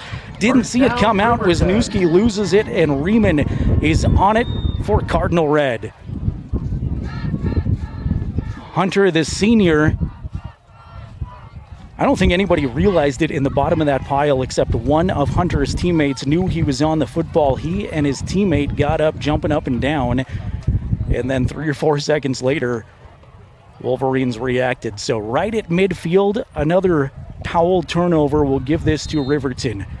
We've played almost 3 minutes, second quarter. See if RHS can take advantage of the short field. Gattenbein leads the troops out there again. Tight bunch formation for Riverton. He'll go under center. Blake fake the handoff, bootleg out to his left side, throw it to Cox. Cox shoved out of bounds after a gain of 5 or 6. Pass complete to Dane Cox. Abraham pushes him out of bounds. Dane Cox. Alex Jordan.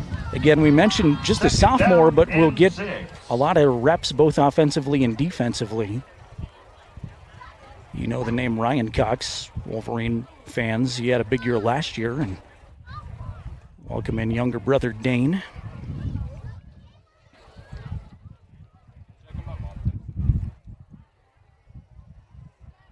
Getting updates to let you know how much time there is. Unfortunately, I can't put that on the bottom graphic yet. Trying to work on that still. 8:56, second quarter.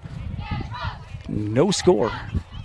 Second down and 6 for Riverton. Yates comes in motion. Gattenbein under center. Hand it to the first man through. That was Jordan May, who was driven backward for a yard. That's Wisniewski up from his linebacker spot. Brings up a 3rd down and 7 for Riverton. So like the first down play that picked Riverton up 4 yards, unfortunately they go back a yard on second down, making it 3rd and 7. There's another penalty that I think is going to help Riverton, the 3rd encroachment penalty of the game coming up against Powell. So we'll go from 3rd and 7 to 3rd and 2, and that will certainly change the Riverton 3rd down strategy, you would think.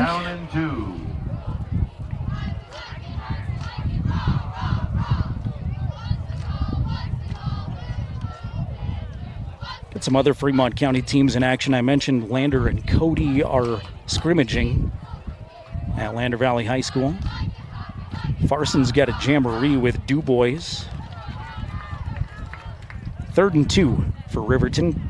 Trips to the left side. Blake in the shotgun. Yates comes in motion. He's got 2 in the backfield. Now Gattenbein loses the snap. Blake did a great job to get back on the football. They're going to lose 7. And I know it's not pretty because you don't want to go backward, but Blake, I don't know how he kept his balance. The snap was well over his head and planted his feet, turned on a dime, was able to save it. If Blake didn't get on that football, that might have been a scoop and score.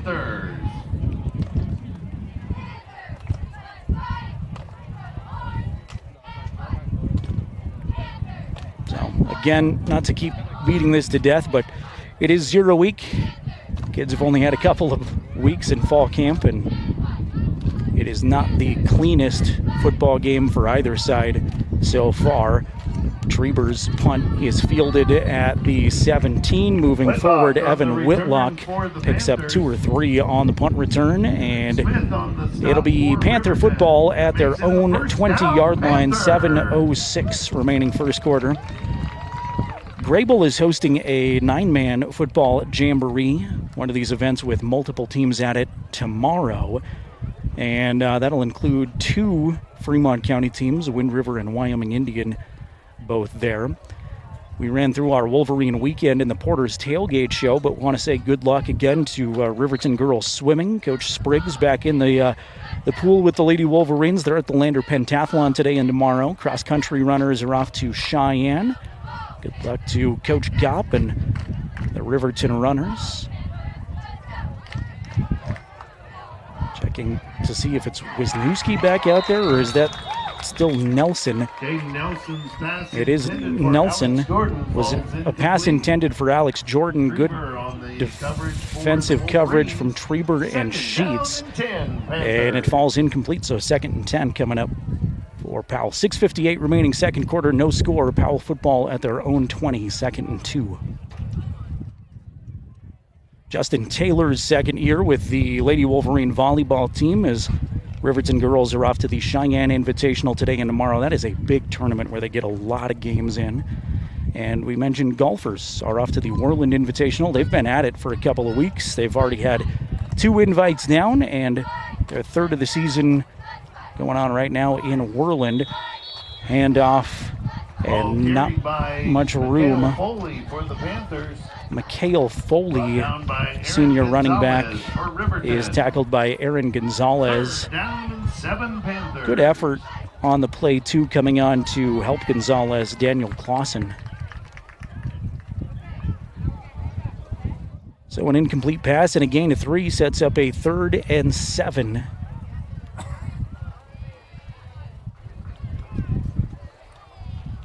Nelson again started the game at running back. Wisniewski started at quarterback, and they have flip-flopped. Wisniewski, a backfield member, and we've got a timeout. Coach Kistler and Powell before the snap of this one. So 6:08 to play second quarter, still scoreless on the Fremont Chevrolet scoreboard. If I can find my sheet here, I'll thanks some more folks that make these broadcasts possible. Our good friends at Porter's Mountain View Supply in Riverton. They make our pregame coverage possible. You heard Jackson Larson, Blake Gattenbein, Mark Lenhart, all on the Porter's Tailgate Show. Porter's the perfect spot to gear up for all your tailgate needs. Wolverine football coming home in 2 weeks, and a new grill out there on the parking lot of Riverton High School sounds like a good time to me. They've got grills, they've got spas. In fact, just bring your spa.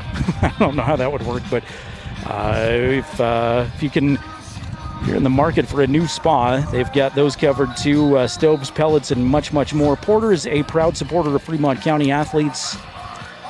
And coming up next Thursday, we're going to be out at Porter Supply Company for their Fall Festival, fun for the whole family. Live music, demonstrations, and a bunch more. We'll get you some more updates on that. But first, 3rd and 7. Powell's got 2 receivers to either side. Actually, 3-by-2 goes the set now. 3 receivers to the right. Nelson fades to throw, looking over the middle, has a receiver. It's caught, first down. I believe Wisniewski is out across the 37-yard line. Keona Wisniewski is there. Keona came in motion out of the backfield, lined up on the right side. Just a little flag route over the middle, it looked like, and able to haul it in for a first down. So 3rd and 7. They pick up 11, and the Panthers control the football. Give a shout out to Kylie Emerson weighing in, saying good job, Blake. Good job, boys. Let us know where you're tuned in from. We always get some interesting responses, and even if that answer is I'm at home in Riverton, love knowing that we're on back in the Rendezvous City. Nelson, designed keeper, slips a tackle and is not going to be let go by Jordan. Beg your pardon, by Jackson Larson. I don't know why I tried to call him Jordan. Jackson Larson, gain of 2. Was wrapped up in the backfield initially, shedded that tackle, but solid tackle by the Wolverine senior. Just 6 seniors on this Riverton team. They scrimmaged a week ago at Wolverine Field, went and watched, and Coach Lenhart, in very coach speak, basically told me, we look slow and we look young. I was a little bit more optimistic after that scrimmage, but that's what you're going to get from a coach every time who's focused on things to do better. Flag flies in. Wisniewski does a nice job spinning off a tackler right near the line to gain. He's got 7, but let's check the laundry in the Powell backfield. There is a flag on the play. It's in the neighborhood of holding, and that's what the head official says it's going to be. Holding call on Powell will help Riverton. Unofficially, full disclosure here, my setup broadcast logistics, and I know this doesn't matter to any of you, my setup was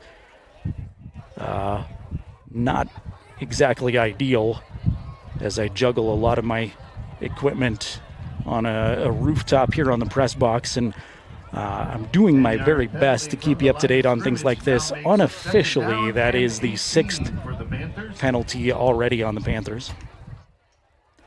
Clock inside of 4.5 minutes here in the second quarter. Pretty fast-moving quarter. No score still in this one on the Fremont Chevrolet scoreboard.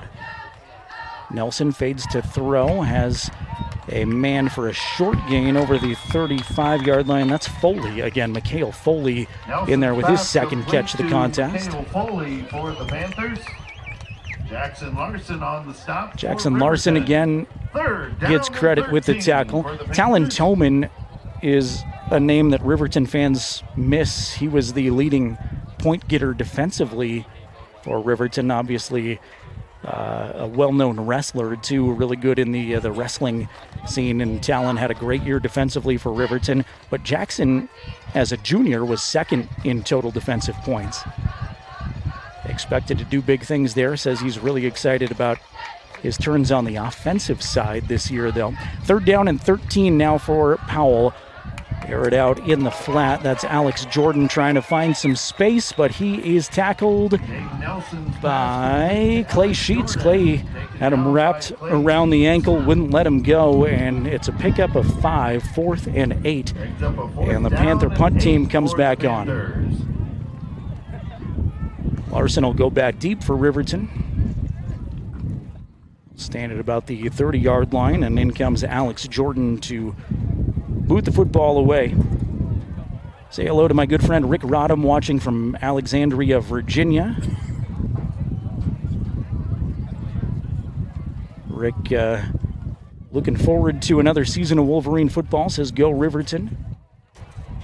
Put the toe to it, long wobbling kick. Larson in retreat mode, catches it at the 16-yard line. Fair catch asked for, and that's where Riverton will start from. Nice punt by Alex Jordan, and he got it away under some pressure too.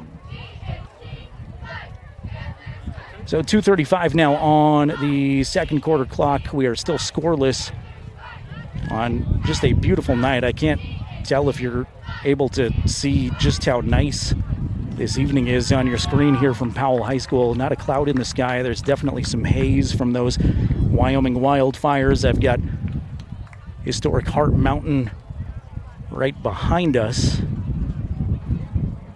as I tease you about things you can't see on the video stream, but definitely some haze in the air, but blue skies, late summer football.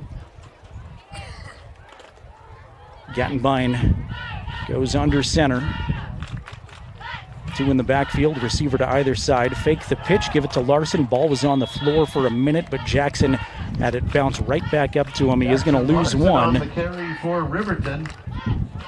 Ball has been on the turf quite a bit this afternoon from both sides. On the stop for the Panthers.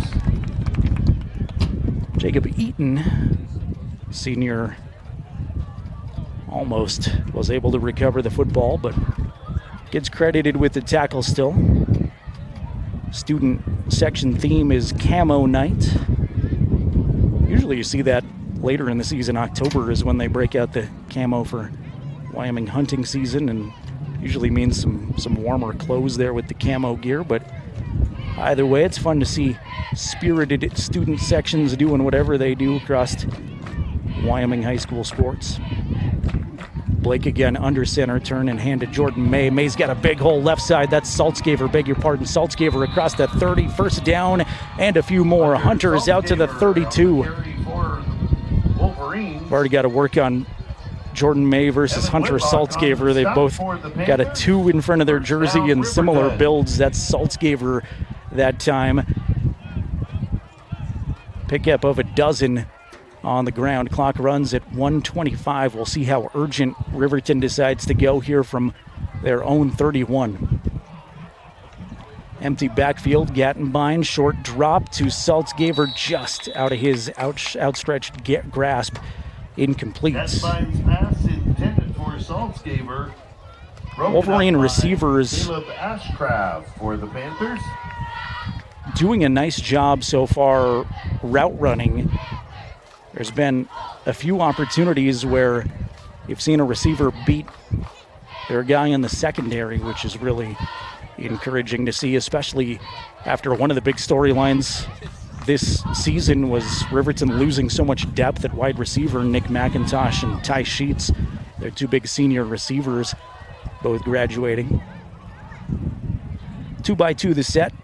Saltzgaver in the backfield. Cox comes in motion now. Will set up slot left. Gattenbein rolling to his left. Give it to Cox. He is going to be able to catch the football for a gain of 1 and is driven to the turf immediately. That's Trevin Abraham, Keona Wisniewski, and for the Panthers. One more Panther over there as Riverton takes a timeout here. 3rd and 9 coming up. Trying to get you that one more name. There were 3 defenders all around the play for Powell. Big hello and thank you to Connie Gattenbein, Grandma Connie watching her grandson Blake, and all the Wolverines from Riverton. Connie, I agree with the statement here. Connie says, let's start with a win, Riverton. All the way to the floor. No score so far, 106 on the second quarter clock. Again, coming up at halftime, you're going to hear a couple of conversations with Wolverine golfers. Tylynn McDonald is a junior Lady Wolverine. Just finished the Lander Invitational in 3rd place. And Kyler Graham, Riverton senior on the boys team, finished 2nd at that Lander Invitational. Wolverine boys golf team won the overall team tournament there in Lander. Golfers off to Worland today and tomorrow. So hear from a couple of student athletes at halftime. That's something we'll do regularly here on the broadcast. Let you hear from some of the other sports. Want to cover everything going on at Riverton High School, and we'll branch out a little bit too as the season goes on beyond athletics. Get in the classroom a little bit more. Chat with some of the clubs at RHS. Looking forward to that. Blake in the shotgun, empties the backfield as Saltzgaver comes in motion. 3 receivers to the right side. Blake looking to go deep, loading up for a home run ball. Throws in traffic, incomplete. Nearest receiver was Gage Treber, who was double covered. And 4th down for Riverton from their own 31-yard line. Down and 9 for Riverton.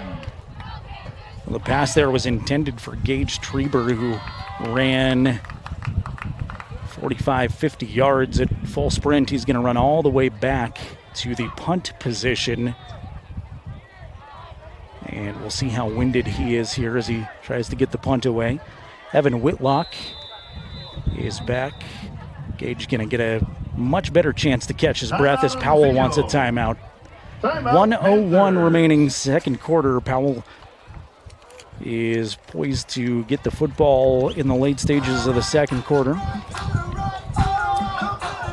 Say thank you to Fremont Chevrolet GMC in Riverton, supporting the Wolverines and Fremont County athletes. Your hard work and dedication doesn't go unnoticed. Fremont Chevrolet GMC is here for you every step of the way. They're located at 1401 North Federal Boulevard in Riverton. They make our scoreboard possible. And on that Fremont Chevrolet scoreboard, we've got zeros so far, waiting for the first points of the Wolverine football season. Again, 0 week, hard to understand, hard to explain, because everybody does their 0 week games a little bit different. This is more or less the Riverton and Powell version of the preseason. This game does have a little bit on the line if there is a tie-breaking scenario between these two teams, but that is basically it. Doesn't mean anything else for standings purposes. But give credit to both of these teams wanting real game speed to start the year. Schreiber got a decent punt off, was fielded at the 45-yard line. Going down, catching it on a knee was Jordan Larrera, who bobbled the football, was able to get right back on top of it, and Powell going to set up shop at the 35-yard line. 54 seconds on the Fremont Chevrolet clock.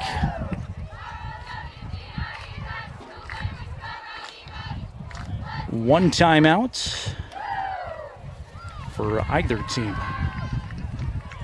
Actually, scoreboard said Riverton has 0. I've got them still with 1, so maybe Mark took that third timeout and I just failed to click my button. Wisniewski back in there at quarterback. He's under a lot of pressure, rolling to his left, going to throw it incomplete, threw it into some traffic. Kind of a dangerous throw. Sheets and Schreiber both there in coverage, but Wisniewski did a nice job eluding the pressure there. Give a big shout out and hello to Ty Sheets, one of my favorite Wolverines to cover last year, watching along the YouTube channel. Ty saying, "Let's go, Clay. Have a day, brother." Good to see the Sheets family cheering on each other, and of course we're cheering on Ty at Shadron State. Good luck to Ty Sheets and the Eagles this year. Looking forward to catching a lot of Shadron State football and cheering on Riverton product Ty Sheets. Second down and 10. Wisniewski in the gun, trips to the left side. 2 receivers split out to the right side, and flags before the play gets underway. Wisniewski fumbled the snap, but they're going to call a false start anyway. That'll back Powell up 5, and we'll try it at 2nd and 15. Brings up a 2nd down and 15 now for the Panthers.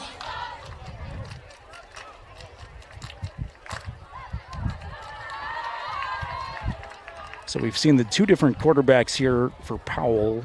Keona Wisniewski started the game. He's back out there. Also, Caden Nelson. I don't know if that'll be a 2-quarterback system throughout the year.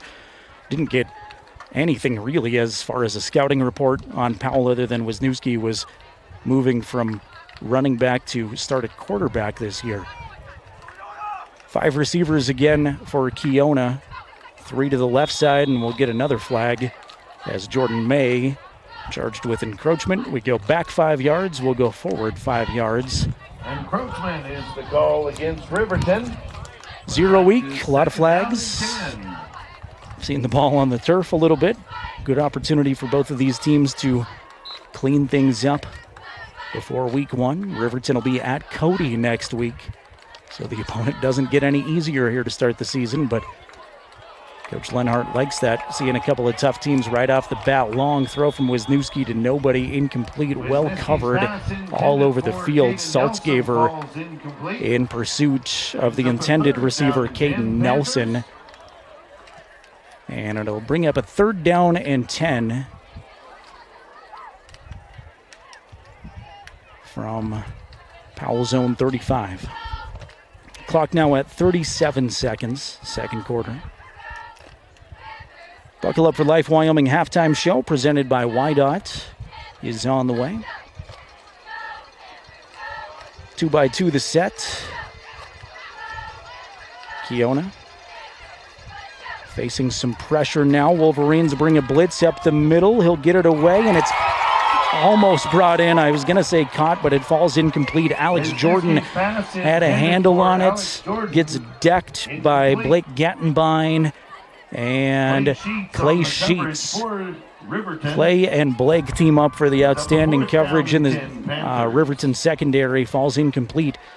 And now Powell will be forced to punt.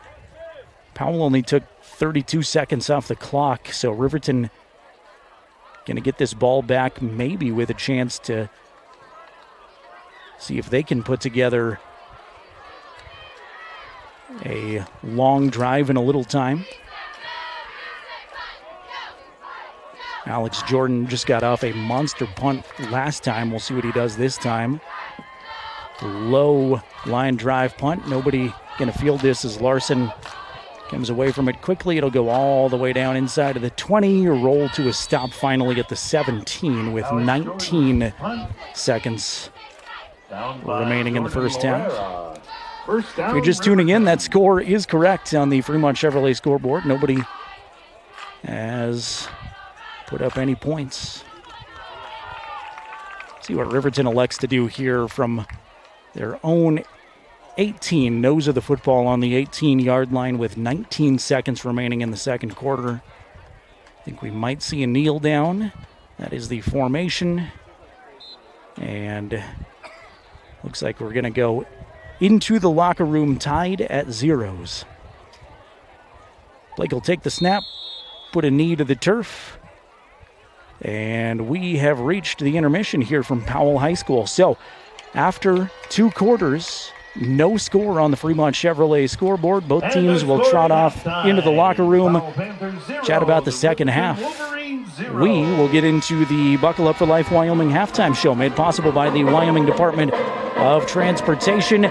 Coming up in just a couple of minutes, we will set up the rest of the season for Riverton football fans, and we'll also let you hear from a couple of golfers.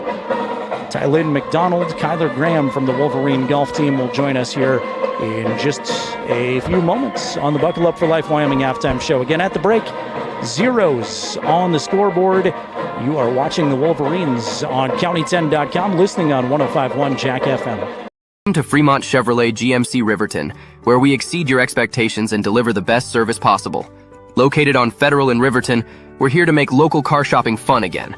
Explore our wide selection of new and used Chevrolet and GMC vehicles. As truck and trailering experts, we offer a variety of options tailored to your needs. Experience exceptional customer service and competitive prices. Visit our website at FremontChevyGMCRiverton.com to find your next vehicle today. Myers Gambles is your one-stop shop for furniture, mattresses, and appliances in Lander, Wyoming. We have an unbeatable selection of furniture for your living room, bedroom, and dining room. Plus, we have the latest trends in home furnishings. Our mattresses are comfortable and affordable, and our appliances are built to last. Whether you're looking for a new TV, sofa, or refrigerator, we have the perfect finish, style, and function for your home. Visit us at 420 Main Street in Lander, or check out our website, landergambles.com. Today. Porter's Mountain View Supply, your local experts in fire and water. We got everything you need for new installs to accessories, and don't forget our great selection of stoves, grills, and spas. We've been serving Wyoming for over 40 years, so you know you can trust us for quality products and expert service. Visit portersmbs.com or stop by our Riverton or Casper locations today. Porter's Mountain View Supply, located on 750 East Sunset Drive in Riverton.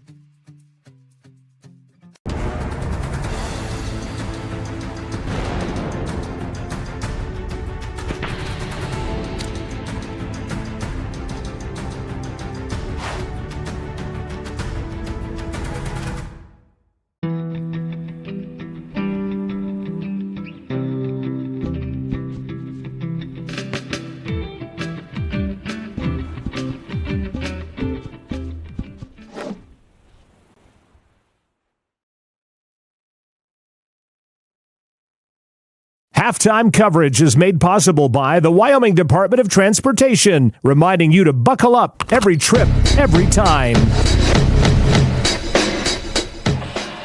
At the break here from Powell High School, we are scoreless. Both teams have more penalties and more turnovers than they would like, but at times have shown some promise, both sides of the football. I think if you're a Powell fan or a Riverton fan, you take away some pros and cons of both things here, but it is scoreless. Right now, we've decided absolutely nothing. This is the Wyoming Department of Transportation halftime show, reminding you to buckle up for life. Every trip, every time, buckle up for life. It's a simple message. Seatbelts save lives, no matter how far your trip is in Wyoming.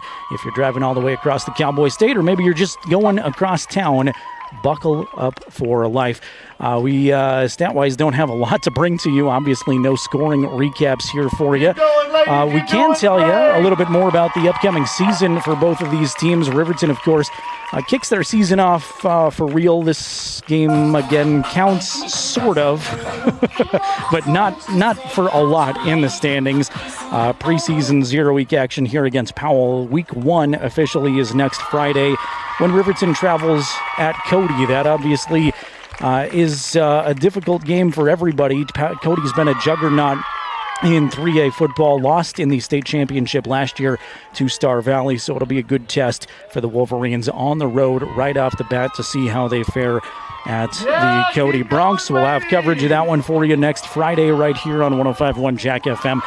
And video on County 10's YouTube channel, which, by the way, if you're looking for that, if you're on our radio audience right now looking for video broadcast, head over to youtube.com, search for County 10, and you'll see 2 live streams up there right now. You've got the Lander Cody option, you've got the Riverton Powell option up there right now. There's also a link that goes directly to it if it's easier for you at county10.com. So after the road trip to Cody next week, you get 3 home games in a row for Riverton, including the first home game, which is homecoming weeks. Usually you don't see homecoming that early in the season, but it worked out, and it worked out where some of the other sports will have home events as well. So a lot of the kids will be around Riverton High School for homecoming.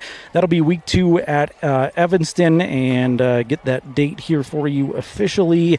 That is September 13th. So mark that on your calendar. Homecoming festivities. You get the homecoming parade and Riverton versus Evanston at 6 p.m. First chance to see them at home is on the 13th. They'll take on Green River the next week at home. Douglas will start conference play in week 5 of the regular season. So Evanston, Green River, and Douglas back-to-back home games for the Wolverines. Then it's a road trip to Buffalo in week 5. They'll have senior festivities in week 6 against their cross-county rivals, Lander, the keeper of the gold game. That's always fun. And I don't have to tell Riverton, Fremont County folks that may want to mark that on their calendar and get to that game early and cheer loud for your team. Week 6 is October 11th for the Riverton Lander game this year. Then Riverton finishes with 2 away contests in week 7 and week 8 at Torrington and at Rollins. Of course, Torrington, the new addition to 3A football this year. 3A loses Worland. They drop down to Class 2A. So what would have been a trip to Worland this year is a very Interesting trip to Torrington. Torrington, obviously a lot further road trip. And she demolished the opponent, to give respect to Worland here as I'm trying to listen to a PA announcement and talk at the same time. It's not going very well. I apologize. The Worland Warriors had a down year last year, still kind of recovering from that. Torrington, a very good football team. They've dominated in Class 2A. It'll be interesting to see what they do when they move up to 3A. But you would think the caliber of opponent has increased and the length of the road trip has increased as well for Riverton there in the Week 7 matchup. All right, I'll gather my thoughts here, and we'll play you a couple of interviews with some members of the golf team coming up here. It's the Wyoming Department of Transportation Buckle Up for Life halftime show presented by the YDOTs. They remind you to buckle up every trip, every time. Let's get right into our halftime interviews. In fact, as I look up and all I've got is a couple of minutes here between halftime warm-ups, so we'll get right into them. First, I was able to speak with Tylynn McDonald of the Lady Wolverines. She is a junior this year for RHS Girls Golf. She finished 3rd last week at the Lander Invitational. Here's my chat with Tylynn McDonald. It's Tylynn, first of all, thank you for taking time to chat with me. Back to school, back to golf. How's everything feeling in your world right now? A little crazy, but we're getting into it. It's always this way at the beginning of the year, you know, with golf, missing 2 days of school. But it's been good. It's been good. Good. At what point in your life did golf become a big deal? Was that something early on? Did you know you were pretty good at it young? I started pretty young, around 6 or 7, but it didn't get serious until 7th or 8th grade, and then even more so in high school. It's hard to play outdoors year round in Wyoming, but what's the off season like for you? Do you train a lot through the summer, or you want a simulator? What's that kind of look like? I haven't been so much in the winter. I had a friend who had a simulator that we would just play around on. But this year we actually will have simulators down at the course. So awesome.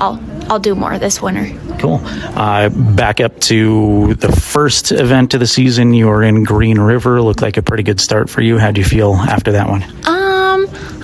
I was pretty happy with that. I know that there was some things that I could have done better, but overall, I wasn't totally disappointed with the outcome of that. And then looked really good last weekend against Lander too. Yeah. 2 days over there. How'd you feel after tournament number 2? I was really happy with the first day. The second day, not quite as much, but still, the outcome of that one I was happy with that too. I was just talking with Kyler about the day-to-day and how obviously everybody knows golf is very mental. There's a huge physical element too, but how do you sort of combat that mentalness? Even if you have a bad hole, how do you shut that out of your brain and go to the next one without letting that carry over? That's been a struggle for me lately. You just have to think about one shot at a time, not focusing so much on the score and just playing the game. Sure. Can you kind of tell when you're feeling good or you're not feeling good, or does it just sort of happen? Do you have days where you're feeling good and then you shoot poorly? How does that work? There's definitely a certain feeling. Usually the worst warm-ups have the best rounds. Okay. And then the worst range sessions have the best range sessions have the worst rounds. But there's definitely a feeling I just feel more confident when I know I'm going to have a good round. Yeah. You got Worland this weekend. Is that a course you know well? What are your expectations for Worland? I'm really excited. I really like Worland's course, and I know it pretty well. And then what are your expectations for the whole season? I would really like to place well at state. I want to be top 5, but we have a lot of work to do if we're going to get there. But awesome. What's the coolest golf course you've ever played anywhere, school or not school? Jackson. Okay, I can tell. Yep. Do you have a dream course that you want to play someday anywhere in the world? Augusta. Yeah. Very nice. Do you play any other sports? Right. Just golf. Perfect. So I'll bug you again before the season's over, probably maybe closer to state. But thanks for taking some time, and best of luck to you. Thank you so much. Lady Wolverine golfer Tylynn McDonald, wish her the best, and the Lady Wolverine golf team as the season continues. Have an interview with the new head coach of the Lady Wolverine golf team, Sierra Roberts, up now too on the County 10 Sports Podcast. Let's play you one more interview here at the Wyoming Department of Transportation's Buckle Up for Life Wyoming halftime show. We chatted with Wolverine senior Kyler Graham. Kyler coming off of a second place finish at last week's Lander Invitational. Hey, Kyler Graham, first of all, back to school, back to golf season. How's everything in your world this time of year? Oh, it's all right. I'm not the biggest fan of school, but golf's fun. Enjoy school. Why is golf so important to you? Was that something that you enjoyed from an early age, or did that kind of come about later? Yeah, I've kind of always been out there. Didn't take it really serious my whole life. Didn't really take it serious till I got to high school, but I've always been out there hitting balls, just kind of messing around. So, how much of a year-round thing is it? You can't really get on the course year-round in Wyoming, but how much effort do you put into it through the off-season? There's only so much I can really do. I mean, I'll travel as much as I can to go play on simulators, which this year we got simulators here in Riverton, so that'll make it a lot easier to practice during the winter months. But you've had a couple of tournaments back up to Green River, I guess, to start the year. How do you feel overall with that event? With the Green River event? Yeah. It was left a lot out there. Played pretty good. I mean, it was a decent 2-day score. Definitely could have improved on some stuff, but overall, not bad. Good first tournament of the year. So Lander last weekend looked really good, especially day one. How'd you feel after Lander?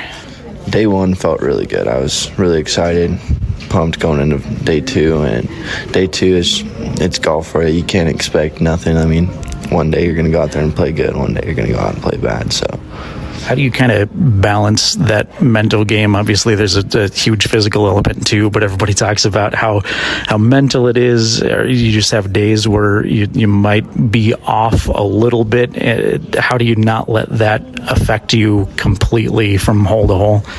You know, it's something I've gotten a lot better about, like, go through my careers. I used to just get so worked up over something small, and then now that's, I think, something that's really helped me is mentally just staying focused and not getting in my own head. You got a tournament in Worland this weekend. It looks like another 2-day event there. Do you know that course? What do you expect from Worland? Yeah, I know that course pretty well. I've played state there. I've played tournament there every year, so I like that course a lot. I feel pretty comfortable with it. I know it pretty well. So, what are your overall goals for the season? Try and go win a state championship. I mean, that's the overall goal. Want to get team to the state, so definitely. What's the coolest course you've ever played? Like overall, or like just overall. Doesn't have to be an actual event. Where's the nicest course? Probably Pinehurst or Frisco. Okay. Yeah. Do you have a dream course anywhere that you haven't played? Powell Beach. Okay. Yeah. Very good. You play any other sports? No, just golf. All right. So, well, best of luck to you as the season goes on. I'll come bother you again here maybe before the state championship, but appreciate you taking a couple minutes. Sounds good. Thank you. He's Kyler Graham, Wolverine senior golf leader. Riverton golfers are at Worland right now. This has been the Wyoming Department of Transportation halftime show, reminding you to buckle up every trip, every time. It's a simple message: seatbelts save lives. Buckle up, Wyoming. Again, we'll keep you up to date here. Hopefully, we'll have some day one results to pass along by the end of the broadcast from the golf team efforting that amongst our list of technical difficulties we're trying to deal with behind the scenes, but we'll try to get you some of that, as well as volleyball updates. Lady Wolverine volleyball team is at the Cheyenne tournament. Got girls swimming at the Lander Pentathlon today and tomorrow. Lander's a busy place. Got a big volleyball tournament in Lander. Had 0-week football scrimmage with Cody in Lander, so a lot of buses and a lot of teams in Fremont County and in Lander tonight. And then, who am I missing? Cross country is in Cheyenne as well. So both cross country and girls volleyball, cross country and volleyball are in Cheyenne for tournaments this weekend. At the half from Powell High School, we are scoreless. We'll see if we can open up the scoring here in just a couple of minutes. You've been watching the Y-Dot halftime show. Second half coming up in just a moment here on 105.1 Jack FM and County 10's YouTube channel. We are Maven. We focus on the fundamentals, clean, simple designs with the very best modern materials and technologies. We refuse to compromise our mountain town roots to follow the well-worn path to $1. We choose instead to make game-changing gear and use it in the places and pursuits that inspire us every day. We are Maven, a company focused on the design and creation of innovative products for and by the modern outdoorsman. Porter's Mountain View Supply, your local experts in fire and water.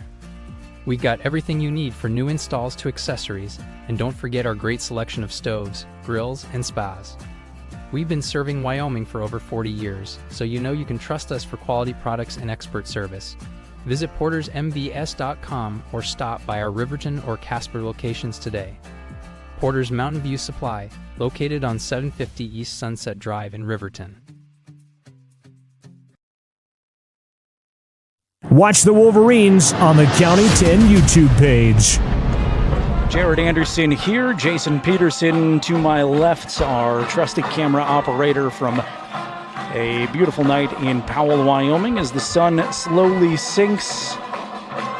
We'll be under the lights here probably by the time the fourth quarter starts completely.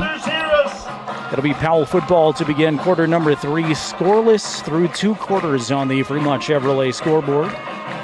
First opportunity we have to see Wolverine kicker Hunter Saltzgaver. We talked a lot about him early on, about what a great kicking offseason he had. He was great for the Wolverines last year, went to a camp and really turned some heads nationally.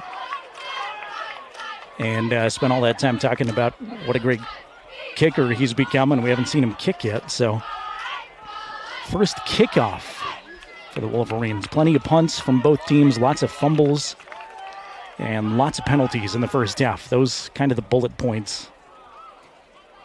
Wisniewski and Nelson back deep to receive for the Panthers. Wolverines in their away white uniforms trimmed in cardinal red and black. Powell in the home all black uniforms trimmed in orange with the Panther logo. There's that Saltzgaver leg out of the back of the end zone. Touchback, and it'll be Panther touchback football. 1st and 10 Panthers on the 20-yard line.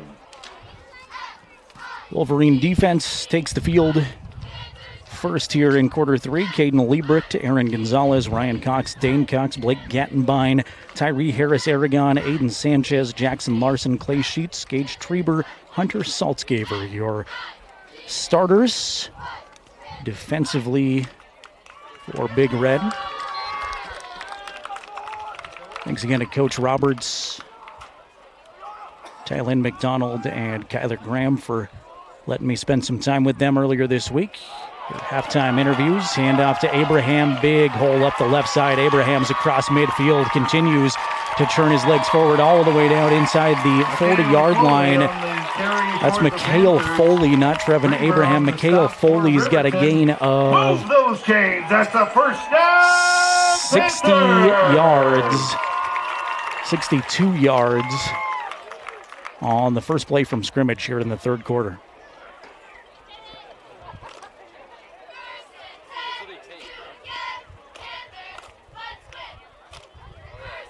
Beg your pardon, have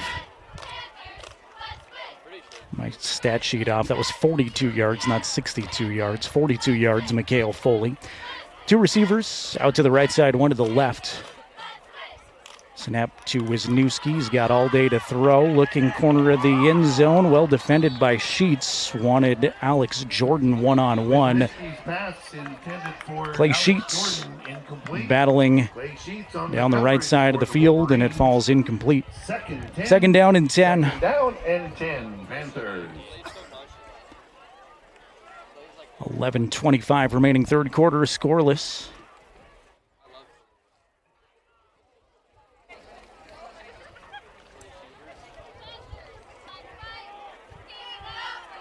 Two receivers run out to the right side of the Powell formation, one to the left and two in the backfield with Kiona. High snap. Kiona is going to pitch it. Ball is on the turf, and his running back is able to jump right on it. Nice recovery by Foley to get on that football.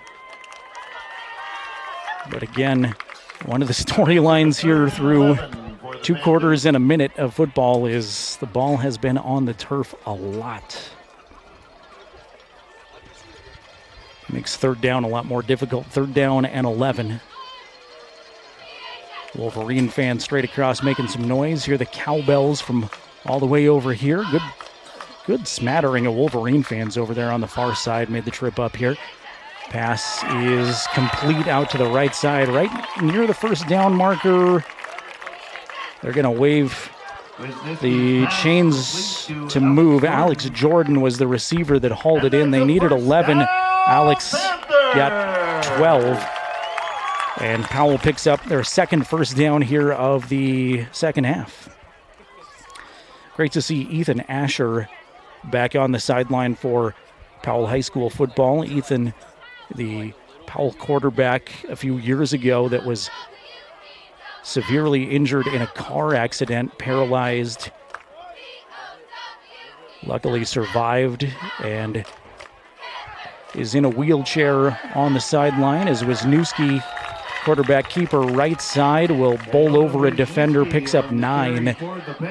And after a solid Wolverine defensive effort in the first half, Powell kind of moving at will here to start the first couple of minutes of the third quarter.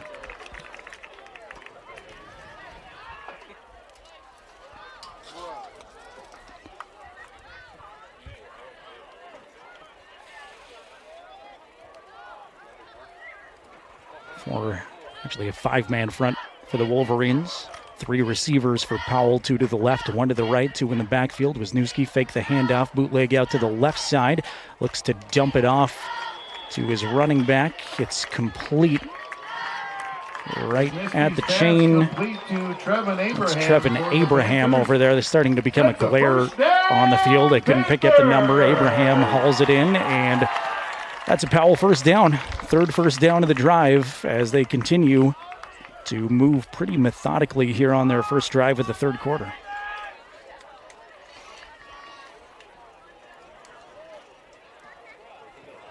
First trip in the red zone for either team.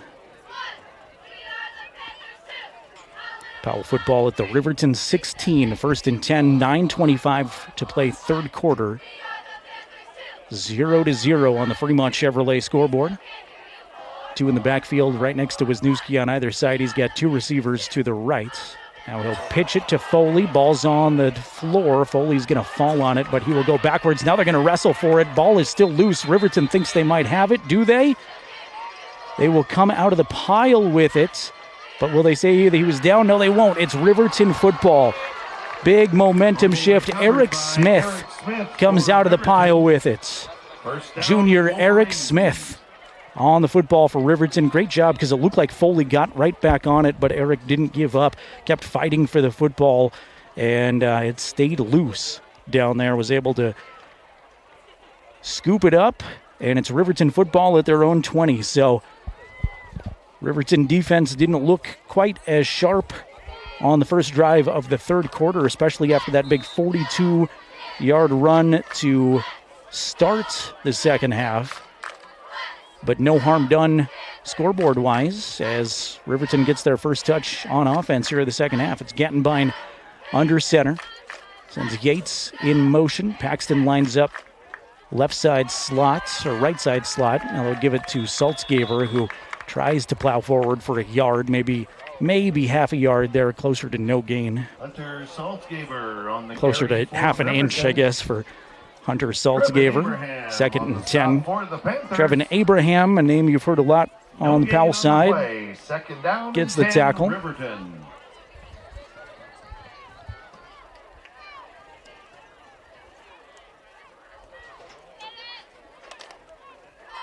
That Blake and the Wolverine offense, despite not scoring in the first half, had a really nice effort. They, as nice as you can say without producing any points, which of course is the ultimate goal, but it looked really sharp at times. Gattenbein's pass is over the head of his intended receiver this time.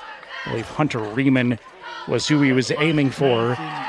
Incomplete, and that's going to bring up a 3rd down and 10. So we'll see what this Wolverine offense can do on 3rd and along with 8:12 remaining 3rd quarter action.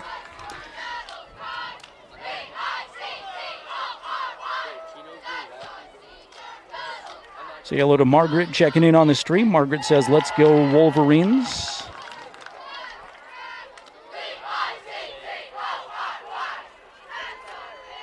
Blake in the shotgun, 2 in the backfield. Steps back in the pocket, fades to throw. Wants Clay Sheets. It's just a skosh out of Clay's reach. Clay laid out, tried to haul it in, but Blake just overthrew him a little bit. Under some pressure was Gattenbein that time, and that'll bring up a 4th down and 10 with 8:07 remaining in the 3rd quarter. Both teams come up empty on their first possessions, although Powell a little bit more success moving the football. Their drive finished with a fumble. Give it to Eric Smith getting on that. Gage Treber fields the punt on a bounce, able to get it away. It'll be fair caught at the Powell 45-yard line, sliding in, making the catch, Jordan Lorera. Lorera on a knee, hauls it in, and it's Panther football, a good field position at their own 46 with 8:01 remaining.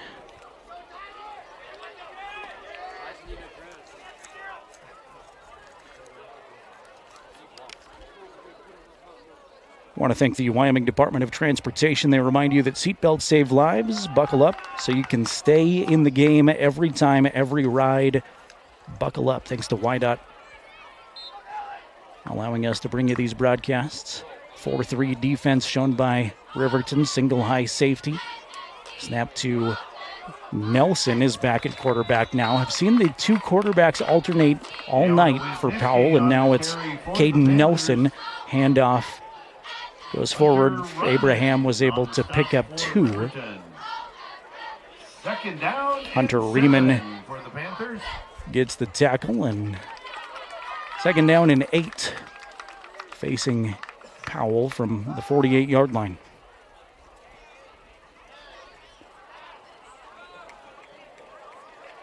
Nelson sends 2 receivers out to the left. He's got 2 in the backfield with him. Riverton crowds the box. Looks like they're going to bring some pressure. They do. They'll hand it to Wisniewski. Wisniewski sheds the first tackler, able to get across the line of scrimmage, but not much more, down around the 50-yard line. Ryan Cox in there, and then Aaron Gonzalez offering a helping hand to a Powell player who's cramping up. Gonzalez lifts his leg in the air, helps him stretch out. The public address announcer here at Powell High School announced very proudly before the game that there would be a good sport of the game on both teams, and I think that maybe Aaron Gonzalez just joined the front of the pack for that there, as stretching out the opponent. 7:06 to play, third quarter. Fremont Chevrolet scoreboard still at 0s. We're still waiting for the first points of the young football season as August slowly comes to a conclusion. So does the sun here in Powell as it's dipping behind the mountains behind us right now. Hart Mountain with quite a bit of haze in the sky all around it from the Wyoming and Idaho wildfires. I'm told a lot of those Idaho fires producing some smoke this direction. Well, we've got an injured player here. I want to tell you about, I told you about Ethan Asher, the Powell assistant coach, former quarterback that was injured seriously several years ago in a car accident. There's a great short film on that if you would like to at some point. YouTube Ethan Asher Powell. Just do a quick search and I'm sure it'll come up. I can't remember the film crew that made the piece all about his story, but it is heroic and fantastic. And he's on the sideline. But I also wanted to get to a story, too, about Jet Schwan, who was the starting quarterback for the Panthers last year. Jet is now playing college football at Rocky Mountain College in Billings. As the injured player back to his feet, by the way, that's Keona Wisniewski, who is cramping up, and he'll hobble off thanks to the training staff. Jet Schwan and his girlfriend in July were hiking up near Hart Mountain when Jet was bit by a rattlesnake. And apparently they were way in the back country. The girlfriend had a phone with service, which is huge in Wyoming, called 911, and they told him to stay put because they didn't want him to hike out the rest of the way, elevate his heart rate. Get back to the story in a moment. Here it's 3rd down and 6. Caden Nelson is now without one of his top offensive products, Wisniewski. Nelson setting up a screen. He'll dump it off to Abraham. Abraham doesn't have a lot of room. Riemann is in there, and here comes a host of Wolverines. Dane Cox is in there, and so is Daniel Clausen. Gain of 2, and it'll set up a 4th down and 4. We'll see what Powell opts to do just into their own territory, and this may be where you'd see Coach Kistler roll the dice.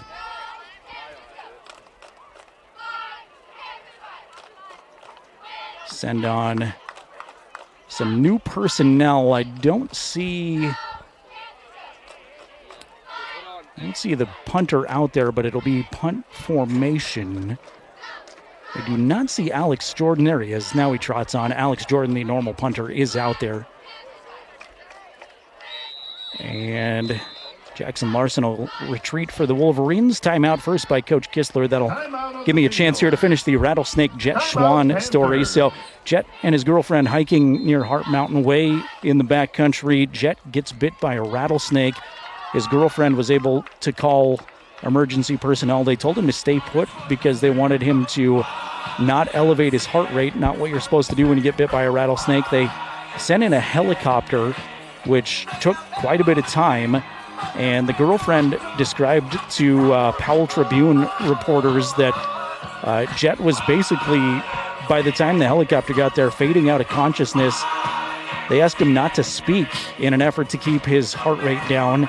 So he was giving thumbs up, and she said the thumbs ups at first were straight up, and then they got less and less. Luckily, emergency personnel arrived, hit him with the anti-venom and started an IV. He recovered for a couple of days in a hospital. Said what may have saved his life was he was wearing pants, and the rattlesnake only got one fang into Jet's leg instead of both. Had he had both fangs into his leg, could have been a totally different story.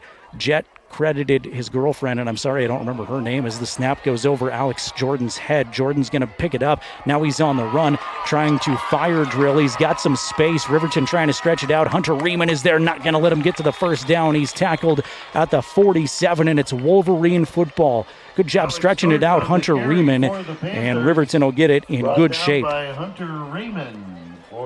Again, apologies for not remembering Jet's girlfriend's name, but quite the harrowing story, and kudos to both of them staying fairly calm, doing the right thing after hiking in the backcountry, and we're relieved that Jet's doing okay. Again, he's playing football at Rocky Mountain College in Billings this fall, so we'll keep our eyes on that situation. Say hello to Dave, checking in on the YouTube stream, saying, let's go Powell. We've got a Panther fan has joined the chat. 5:45 remaining third quarter. Still no score on the Fremont Chevrolet scoreboard. Give it to Saltzgaver this time. Saltzgaver bounces off right tackle. He's got 7 or 8. Does he step out of bounds first? He does. Far sideline away from my vantage point. Hunter's still going to pick up, we'll give him 5 on first downs, second down and 5. Look like initially over here he might have had a couple more yards, but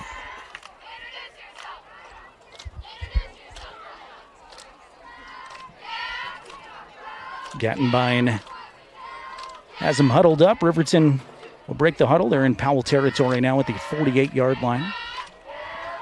Trips to the left for the Wolverines. They'll send a tight end on the right side. And Blake's got Jordan May in the backfield. Paxton Yates comes in motion. One of the lead blockers is Gattenbein designed run. We'll pick up 2, maybe 3 on the left side. Make third down a little bit more manageable. 3rd and 3. Down by Rowan Diaz for the Panthers. Rowan Diaz, Jr., is there to record the Powell tackle.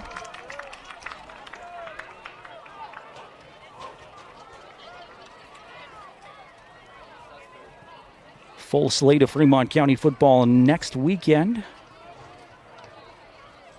As our Riverton broadcasts go along, we'll keep you up to date with what some of the other neighboring smaller schools are doing. There's not a lot to report this weekend. A couple of jamborees, some Fremont County teams off to Farson tonight. There's a couple more off to a jamboree in Grable, where they'll just basically practice, play against a different team every quarter. Saltzgaver is stuck right at the line of scrimmage. Mikhail Foley was there. Also, Tyler Wenzel coming on to help out, and no gain on 3rd and 3. The Saltzgaver run goes nowhere. In fact, he'll go backward a yard. 4th and 4 at the Powell 46. Riverton looks like they're going to go for it. First time of the game on 4th down, 4th and 4. Trips to the left side, one receiver to the right. Timeout from Coach Lenhart. So we'll let the tension build for a moment, see if the Wolverines will actually go for it on 4th and 4 from near midfield. Thanks again to Bailey Tire and Auto Service, proud to support our local athletes. Their full-service tire and auto shops located at 755 South Federal in Riverton, 1305 West Main Street in Lander. Mentioned earlier in the broadcast, that's where I stopped for my road trip snacks on the way up to Powell, fueled up at the pit stop.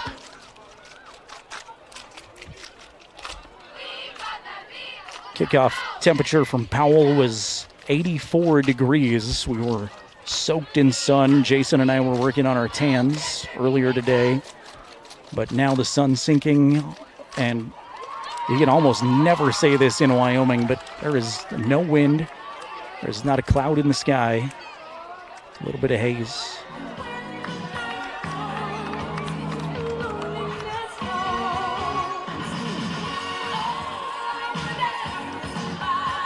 Riverton marches back out on the field first. Gage Treber will stand back in punt formation. So it looked like they were going to go on 4th and 4. Maybe they wanted an attempt to try to draw him offside. Didn't work, and either that or Riverton coaching staff just had a change of heart. As it looks like Gage Treber, the junior, will punt it away.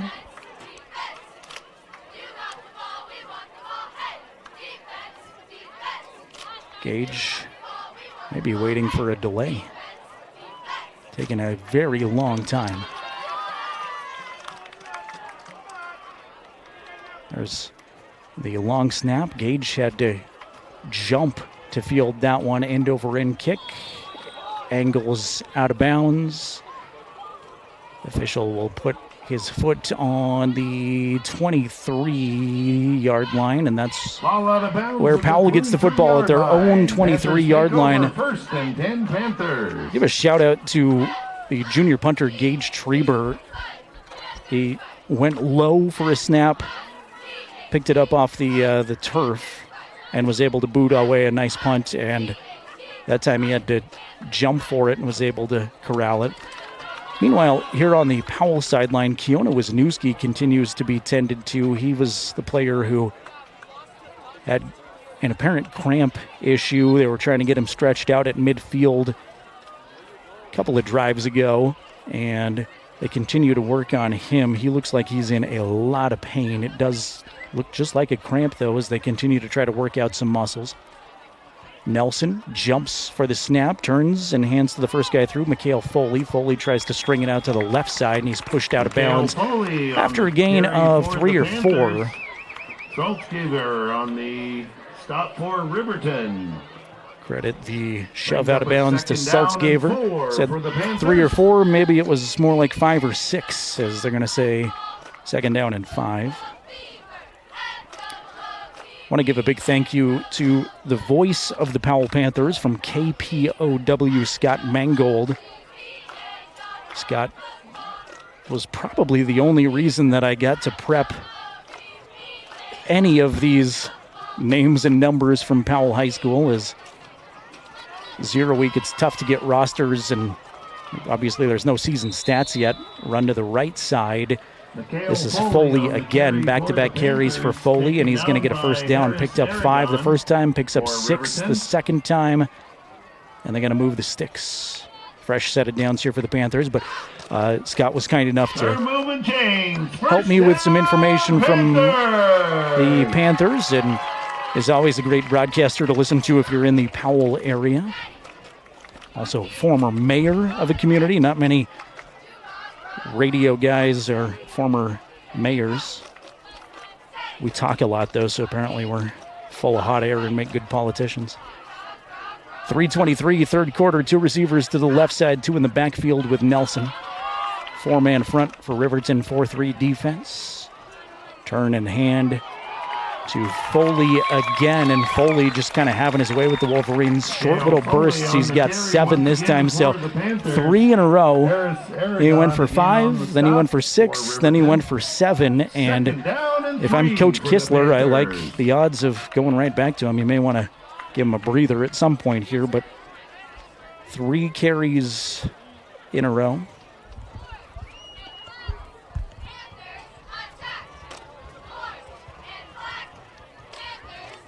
If you're just tuning in, feel free to Give us a shout out on our County 10 YouTube channel. Let us know where you're watching from. At Alexandria, Virginia, check in. Shout out to the Gattenbines in Riverton.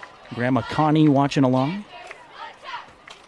In the shotgun, Nelson able to handle it. Give it to Foley again. Foley stiff arms a defender, and he's off to the races inside the 40 to the 35, drugged down to the 31-yard line.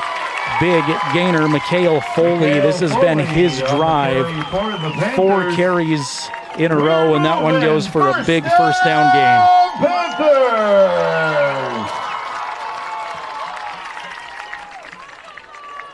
2 minutes, 16 seconds remaining, third quarter. We are still 0-0 in the third quarter. I've got people texting me going, third quarter, is this score right? It is. No score yet. Powell has been in the red zone once. That's the closest either team has been to scoring. Powell had it on the 16 to start this quarter, then fumbled. Mikhail Foley again, 5th carry in a row. He keeps his legs churning. He is fired up. He'll pick up 8 this time, and he's just bowling over that second level of Riverton defenders. Not sure I'd go back to him a 6th time, give him at least one play off here, but I don't know why not, because it's worked just about every time. And keep in mind, too, we mentioned Kiona Wisniewski, one of the senior leaders, has been out for these well put together Powell drives. Wisniewski continues to stretch on the near sideline. Alex Jordan splits out to the left side for Powell. 22 personnel in there, 2 tight ends, 2 running backs. They will give it to Foley again. Foley, I don't know if he got the handoff very cleanly, but he kind of fell over his feet as soon as he got the football, and will only pick up 1 this time. So I guess he's human after all, after back to back. Really good carries.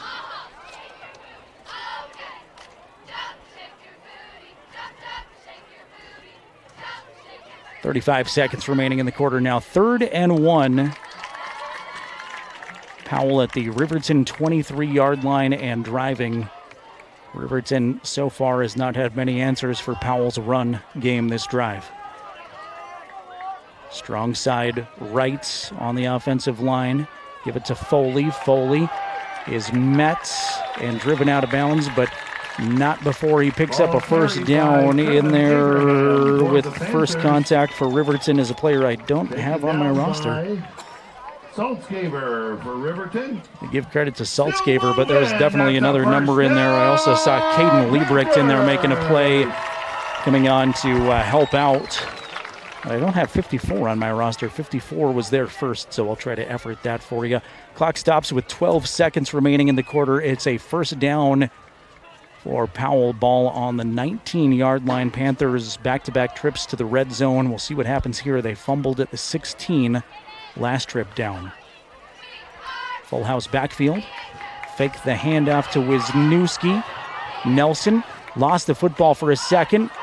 Gets out of a tackle from Trieber. Dodges one more tackle. Gets back to the line of scrimmage. And a broken play is how we will end the third quarter.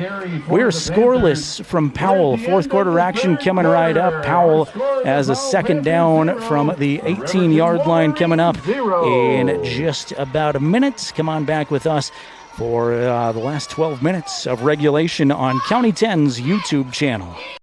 Kane and Associates CPAs, we serve clients across Fremont County and beyond with top-tier accounting services. From individual taxes to business consulting, our creative and precise team offers tax management, estate planning, and more. You'll find us engaged and meticulous to ensure each client gets personalized guidance. Visit rivertoncpa.com to learn more about our services and how we can help you achieve financial success. The Tyler Watson State Farm Agency is a proud supporter of Riverton High School Wolverine Athletics. We understand the importance of community, and we're excited to be a part of it. As your neighbor, we're here to help you with all your insurance needs. We offer auto, homeowners, renters, business, and life insurance. So stop in and say hi, or give us a call today. The Tyler Watson State Farm Agency, We'll be here for you. Riverton football continues on 105.1 Jack FM and County10.com. Jared Anderson, Jason Peterson with you from Powell, Wyoming. Fourth quarter is just about to begin. Powell's got it 2nd down and 9 at the Riverton 18-yard line. They've put together 2 nice drives, fumbled it away in the red zone last time. Handoff this time is given to Abraham, who doesn't have much off the right side. Abraham's going to pick up a yard, and that was Paxton Yates all over the ball carrier there. A good defensive effort from the Riverton junior. Bring up a big 3rd down and 8 here to start the fourth quarter. Kiona Wisniewski back out there after dealing with a cramp issue for most of the third quarter. Schreiber, the single high safety. Riverton with a 4-man defensive front. We'll send Alex Jordan out to the right side. Will Powell, and a flag flies before we can start this, but I think Coach Kistler's got a timeout first, and he will be granted a timeout. So I think they were in danger of a delay of game. Coach Kistler recognized it, burns his 2nd timeout of the half with 11:04 to play. 3rd and 8 coming up for Powell. Again, into the fourth quarter scoreless. And we mentioned before this game started, but worth re-emphasizing, Riverton has not beaten Powell since 2015. This has been the 0-week opponent the last 7 consecutive years now, and each of those matchups, the Panthers have taken care of business. Last year was 42-24 Panthers. The tale of this one so far is a lot different. Want to thank Myers Gambles on Main Street in Lander. Excited to cheer on our student athletes. Gambles has winning deals, and remember, delivery is free within 30 miles from the store. That includes a Riverton turnaround shop in town at Myers Gambles. Give a big shout out to Mike Bosner. Coach Bose is checking in on our County 10 YouTube channel. Lady Wolverine basketball coach. I am thankful and excited football is here. I love the fall, but I am itching to get back to some basketball too. Lady Wolverines ended the year on such a good note, almost qualifying for the state tournament. So excited to see what Riverton girls basketball has up their sleeve. Here's Nelson dancing around on 3rd and 8, looking across the middle. Pass falls incomplete. Well defended all around. Dane Cox back there in coverage. Larson in coverage. Bridger Saltzgaver back there for Riverton too, part of the secondary. And now what does Coach Kistler do on 4th and 8 from the 17?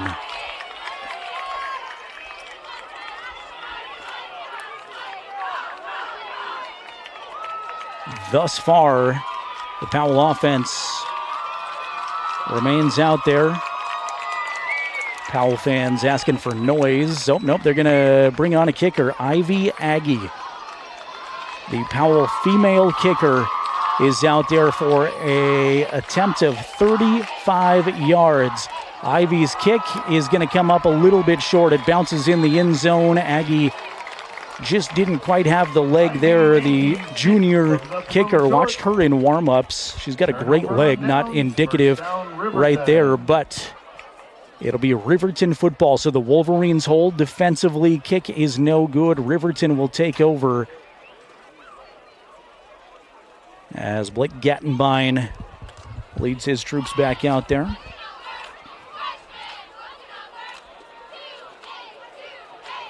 Ball will be right at the 20-yard line. They hadn't placed it yet. I almost tried to jump the gun and say from the 20, but then I didn't want to be wrong, so now they'll put it down. What's that, Jason? What? Oh, yeah. We've got a big audience, Jason. The people love you. They love your camera work. Thanks to Jason Peterson again making the trip up here. Empty backfield for Gattenbein. Trips to the left, 2 to the right. Gattenbein, 3-step drop, wants to go deep. It's off of the hands of Dane Cox. That was a perfectly thrown ball by Blake Gattenbein. Pass intended for Dane Cox. And again, it's 0 week. There's going to be little mistakes. We saw Blake overshoot some of his guys a couple of times. So great to see Blake catch up with one of his receivers. Unfortunately, unable to make the connection right there, but that was a great ball. And if you're Riverton, if you're a Wolverine fan on your couch right now watching at home, first of all, we appreciate you being here and putting up with me, but feel really optimistic about this team. There are 6 seniors on this team. There are a bunch of underclassmen on this team, and they go back and they work in practice. We saw how much better they got through the season last year. You feel like that's going to be the case again this year if they can stay healthy. Gattenbein misdirection, hand it to Saltzgaber. He's met right at the line of scrimmage, crashing in there. A couple of Powell Panthers. Alan Crawford, a junior. And give credit to one more, Landon Smallwood, in there too for the Panthers. So no gain, and quickly it's 3rd and 10 for the Riverton offense.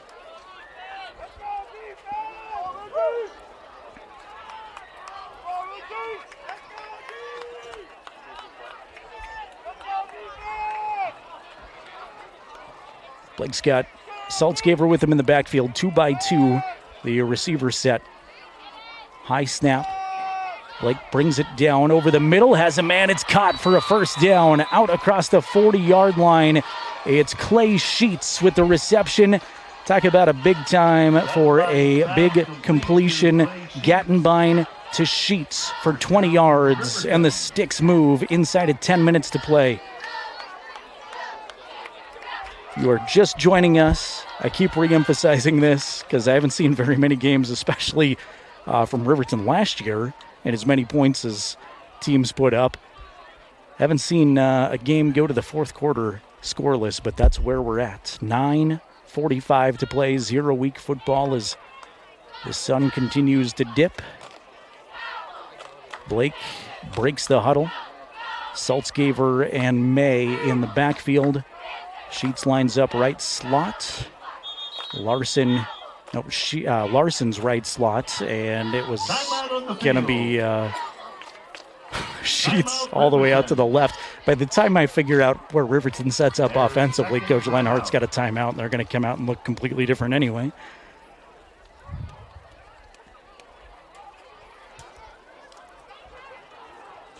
If you happen to see the sponsors come across the screen, want to give them a thank you. It is because of them we get the opportunity to do this, and honestly, it's because of you. Keep spreading the message about our broadcasts, and we'll continue to have the opportunity to do this. So thanks to those of you who have done that, who have shared these broadcasts with friends, who have given us a like on YouTube or dropped us a comment on there. We'll be at Cody next week, 6 o'clock kickoff on Friday night. Porter's Tailgate show starts at 5:30. You'll hear from a couple of the football players, Coach Lenhart, on all of our Porter's Tailgate shows. And then the Buckle Up for Life Wyoming halftime show. I want to keep re-emphasizing, we're going to talk with all the different sports. There's a bunch of fall sports going on right now. And not 100% sure, but I think we'll have some volleyball team members on with us next week. But we want to continue to spread the love around all the Riverton High School sports, some of the clubs, some of the teachers we'll get on to. Saltzgaber off the pitch out to the left side. Saltzgaber's got a lot of room. He's all the way down near the first down marker. Gain of 10 exactly on first down for Hunter Saltzgaber. They're going to give him 9 3/4. Second down and an inch. Nope. Now the official, does he say first down? Maybe we'll get a measurement. I don't see many actual measurements anymore. Nope, wishful thinking. They'll give him a first down. I kind of miss when they used to bring the chains out. They used to do that so much more. Instant gratification, I guess, as we move the sticks.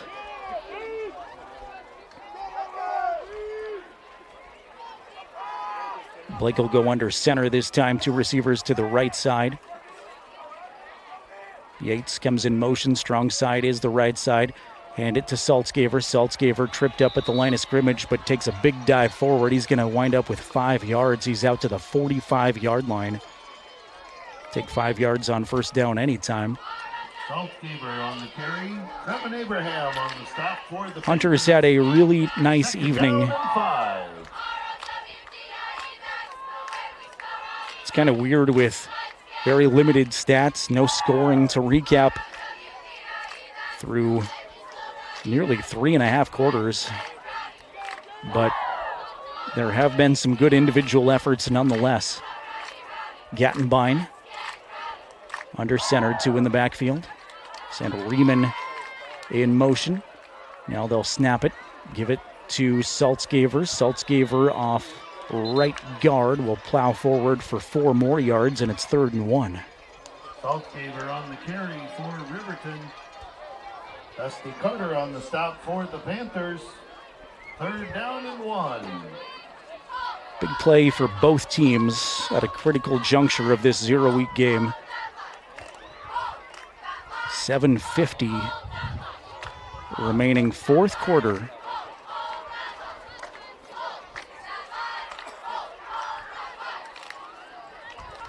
Wolverines come to the line of scrimmage.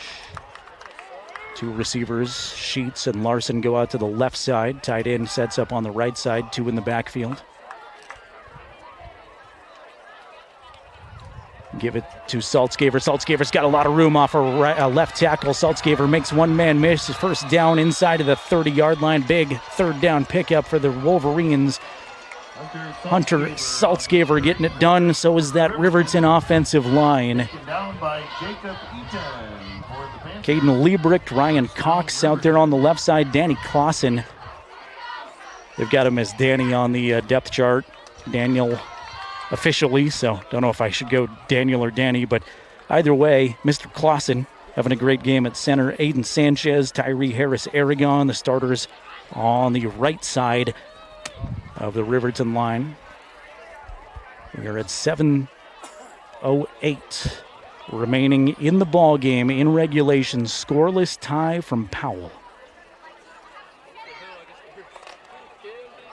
Sheets and Larson, the 2 receivers, they are in all kinds of motion, and now a flag flies in. This has got to be an illegal shift.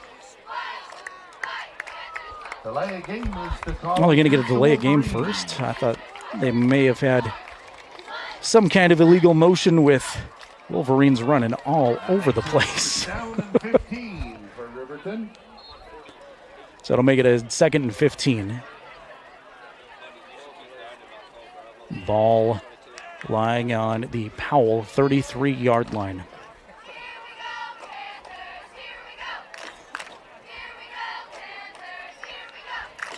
Half the scoreboard just went out here in Powell, but we still have the clock and the score, so that's the main thing.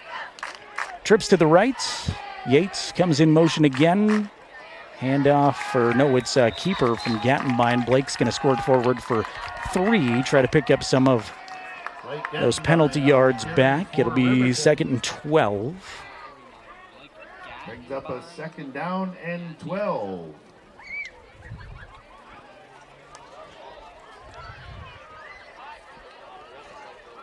Jordan May subs back in. Dane Cox also back out there for Riverton.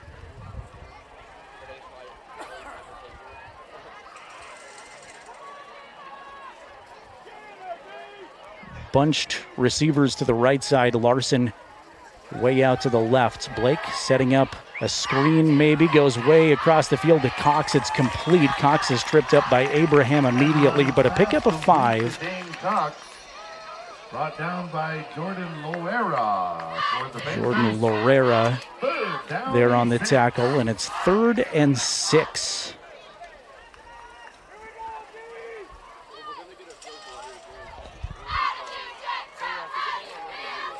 Hey, Panther fans, Hunter Saltzgaver with the great leg. You would think they're in field goal range, but Riverton obviously would love to pick this 3rd and 6 up. 3 receivers to the right, 1 to the left. Gattenbein in the shotgun. He's got May with him in the backfield. Across the middle to Larson. It's caught on the slant to Larson. Pickup of 9. They needed 6. The chains move again for Riverton. We go inside of 5 minutes to play in a fresh set of downs as Riverton's in the red zone.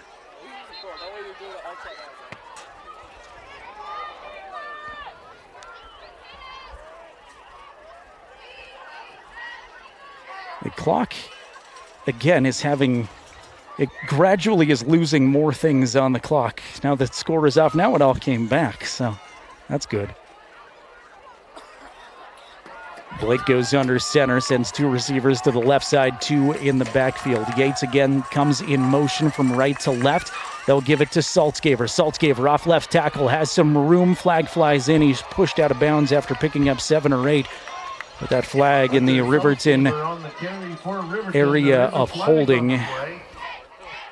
Coach Lenhart's out there to hear a little bit more about the call from the head official.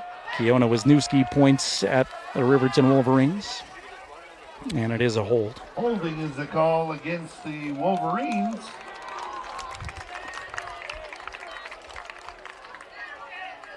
After the penalty, it's second down and 20. Tremendous drive here for Riverton. You would first down and love 20. to see them, again, from a Cardinal Red perspective here, put it in the end zone. See if they can try to work on that holding penalty. Blake has all day to throw, sets up a screen. Ball is tipped in the air dangerously for a second, but falls incomplete. So it'll go second down and 20. Ball on the Powell 24. Down and 20 for Riverton. 4:18 remaining in regulation. 0-0 on the Fremont Chevrolet scoreboard.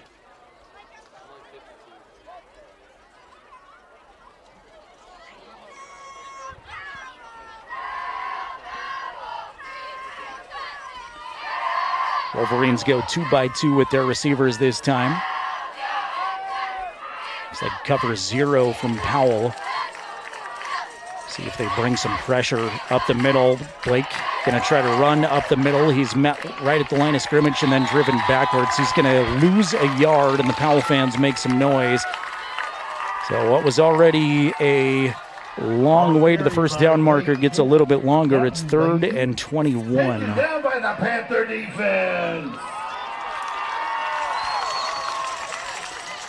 Trevin Abraham. Down and 21. I don't know if he got the tackle, but he was in there tearing through that Riverton offensive line. He is a force for Powell defensively.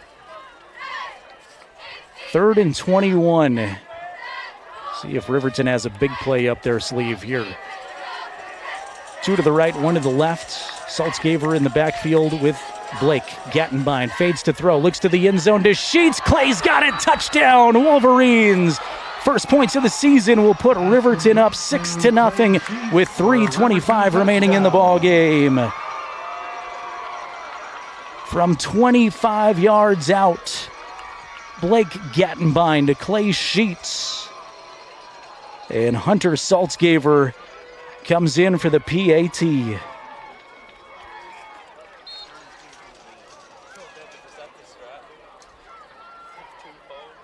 Out of the hole to Gage Treber. Snap is back, hold is down, kick is away, it splits the uprights. Up and good, our score. And Riverton takes the lead, first points of the game, 7-0. Riverton out in front with 3:25 still to go. And despite the lack of scoring, that 3:25 feels like an eternity. It feels like this is going to be a strange conclusion to this game. It just has that feeling. Well, that's certainly what you want to see. Wolverines continue to progress offensively, it feels like, as the game goes on. And Blake Gattenbein overshot some receivers in the first half. He has really rebounded nicely here this half. A couple of incompletions, but I'm going to say not all of them on Blake, at least from my vantage point way up here. But found Clay Sheets on a nice pattern over the middle. Clay, first touchdown of the season. And Saltzgaver's got it teed up for Riverton. Wisniewski and Jordan are back deep for the Panthers.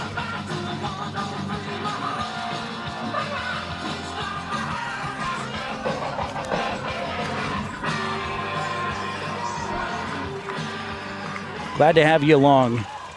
Fun to get back to football. And I'm a little bit fired up for this Riverton team this year. Saltzgaver approaches the football, puts the leg to it. That is going to sail over the head of the would-be returners. You might want to just plan on getting the ball at the 20-yard line if you're receiving a Riverton kick this year. Just after 8 o'clock, KTUG, Hudson, Riverton. Streaming video coverage on County 10's YouTube channel. We'll be here all season. 5 road trips, 4 home games for the Wolverines. Quickly, want to thank our friends at Porter's Mountain View Supply in Riverton, your one-stop shop for grills, spas, stoves, pellets, and more. Porter's proud to support Fremont County athletes. Wisniewski's in the shotgun. First time in a while we've seen him at quarterback. One in the backfield. Man comes in motion. That's Nelson. Wisniewski on a keeper will get it across the 25-yard line. In fact, he's drugged down right at the 25. So pickup of 5 on first down.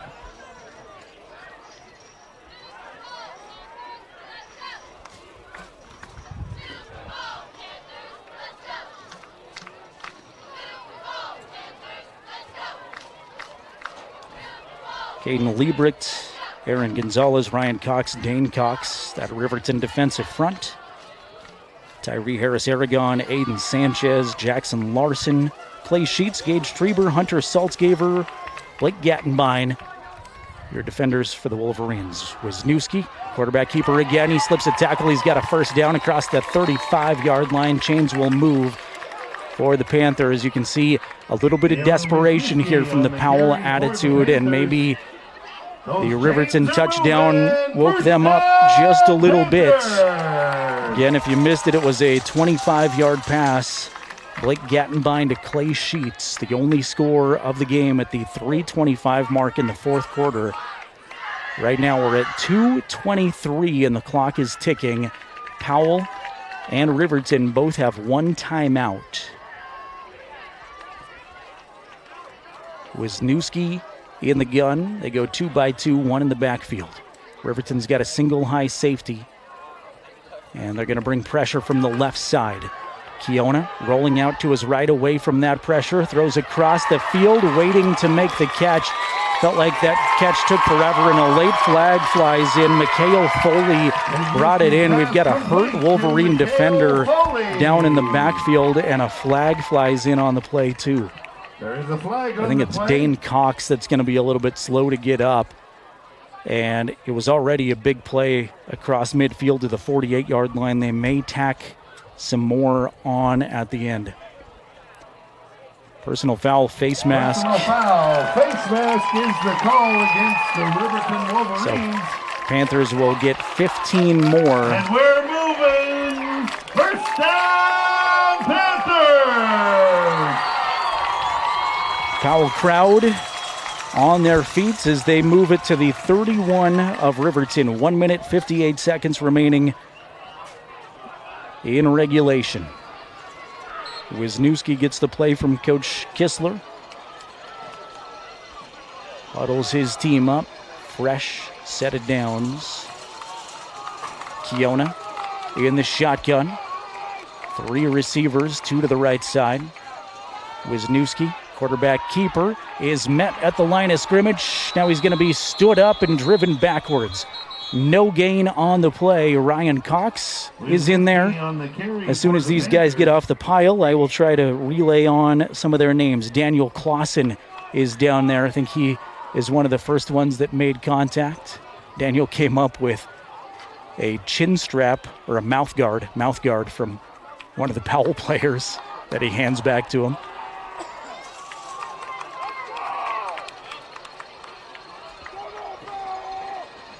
Jordan may have been in there too. He's set up on the edge.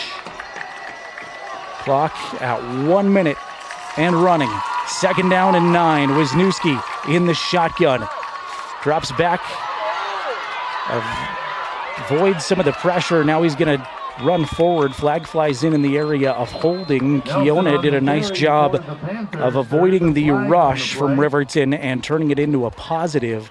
Clock stops with 44 seconds remaining. That took quite a bit of time there dancing around, but the way Riverton's reacting, I think we've got a penalty on the Panthers. That was thrown in the area of holding. That's exactly what we're going to have. So back up Powell with 44 seconds to play in the game. Wolverines have the 7-0 lead on the Fremont Chevrolet scoreboard. Second down and 10. Second down and 20 after the 10-yard penalty. And it'll be 2nd and 20. They're going to put the football at the 40-yard line. So obviously that penalty helps Riverton quite a bit in this situation. We're still going to sort this out a little bit, so we'll see if it stays on the 40. Looks like that's where they're going to leave it. 44 seconds remaining in regulation. Wisniewski's in the shotgun. He's got Abraham with him in the backfield. 2 receivers to either side. Riverton's done a nice job getting some pressure on Wisniewski this quarter.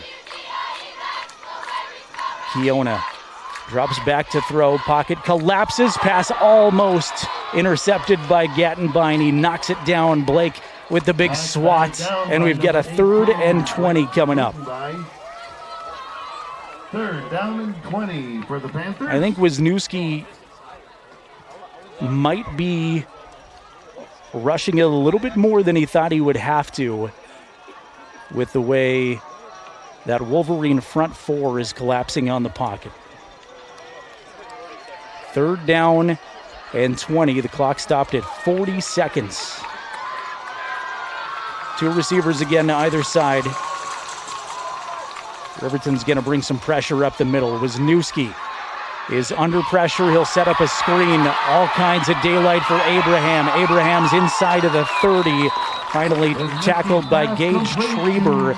It is not a first down, but it's a pickup of 18. And I'm going to say, eyeballing it here, a 4th and 2 is coming up. But first, Coach Kistler and the Panthers will use their final timeout. So they cannot stop the clock again. 30 seconds remaining, and obviously Riverton could, for all intents and purposes, into this game if they don't let Powell get 2 yards on this next play. 25-yard touchdown pass, Gattenbein to Sheets. The only score so far at the 3:25 mark of the 4th quarter. Bailey Tire and Auto post-game show coming up in moments. But first, the play of the game. 4th down and 2. Wisniewski's in the shotgun. 1 in the backfield, 2 receivers to either side. Riverton shows that they'll rush 4. Snap to Wisniewski. Bootlegs out to the right side. He's got a lot of room. He's going to run for the first down. He'll get out of bounds, shoved out by Jordan May after he picks up 4. 6 seconds elapses off the clock. 24 seconds remaining. And it's first down for Powell in the red zone. Ball at the 19.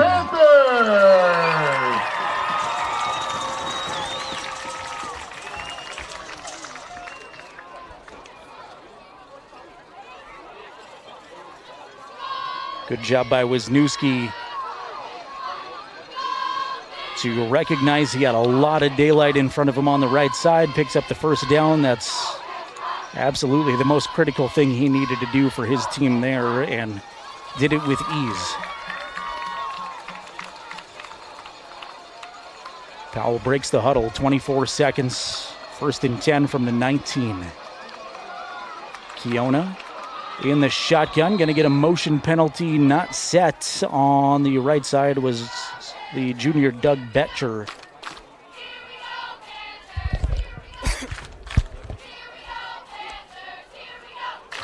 And I think that's going to back him up 5, but no, a Riverton timeout before that motion. Man, that's the second time I've been juked into thinking there was going to be a penalty. Coach Lenhart took the timeout prior to the movement, and that is Riverton's final timeout. So it'll remain 1st and 10 from the 19. Give a huge thank you again to Fremont Chevrolet, GMC, and Riverton supporting the Wolverines. Your hard work and dedication doesn't go unnoticed at Fremont Chevrolet, GMC. They're here for you every step of the way. They're located at 1401 North Federal in Riverton. Fremont Chevrolet scoreboard right now shows Riverton 7, Powell 0. The clock lost a second on the play that was blown dead. It was at 24 seconds. Now it's at 23, and we've got the official over here trying to put one more second on the clock. Now it's at 24. 1st and 10, hash mark right. Wisniewski in the shotgun, trips out to the right, 2 receivers to the left, empty backfield for Keona. See if Riverton can get some edge pressure. They're showing it. Now they'll back off. Wisniewski steps up in the pocket, looking over the middle. Ball is tipped around right at the goal line. Did it fall incomplete? It did. Boy, that seemed like it hung in there forever, and I saw bodies on top of the football. Wasn't sure if anybody came down with it. Gage Treber and Jackson Larson back deep there in coverage. 2nd down and 10, Panthers.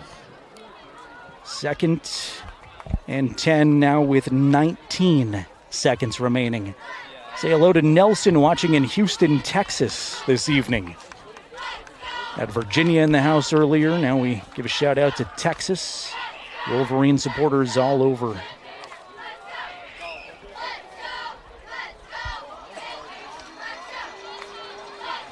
Wisniewski in the shotgun. 3 to the left, 2 to the right. Runs to his left, fires as a man inside the 15, slips a tackle and is shoved out of bounds by Treber. Is that Abraham with the football? It is. Trevin Abraham will be pushed out of bounds after gaining 7. So now there are 12 seconds on the clock. Ball is at the 12-yard line, 3rd down and 3. Powell obviously needs a 1st down with those 12 seconds pending penalties. You would think they've got time for maybe 3 plays, but it is 3rd down. Wisniewski in the gun, hash mark left this time. 3 to the right, 2 to the left. Powell fans making some noise. Wisniewski fades to throw, bootleg out to the right side, throws to the goal line. It's caught on a knee down at the 1-yard line. The chains have to move before they start the clock. Powell's going to hurry up and get on it. They're at the 1 with 5 seconds remaining. Clock is now ticking. 3, 2. There is the spike, and with 1 second, I believe there should be a second.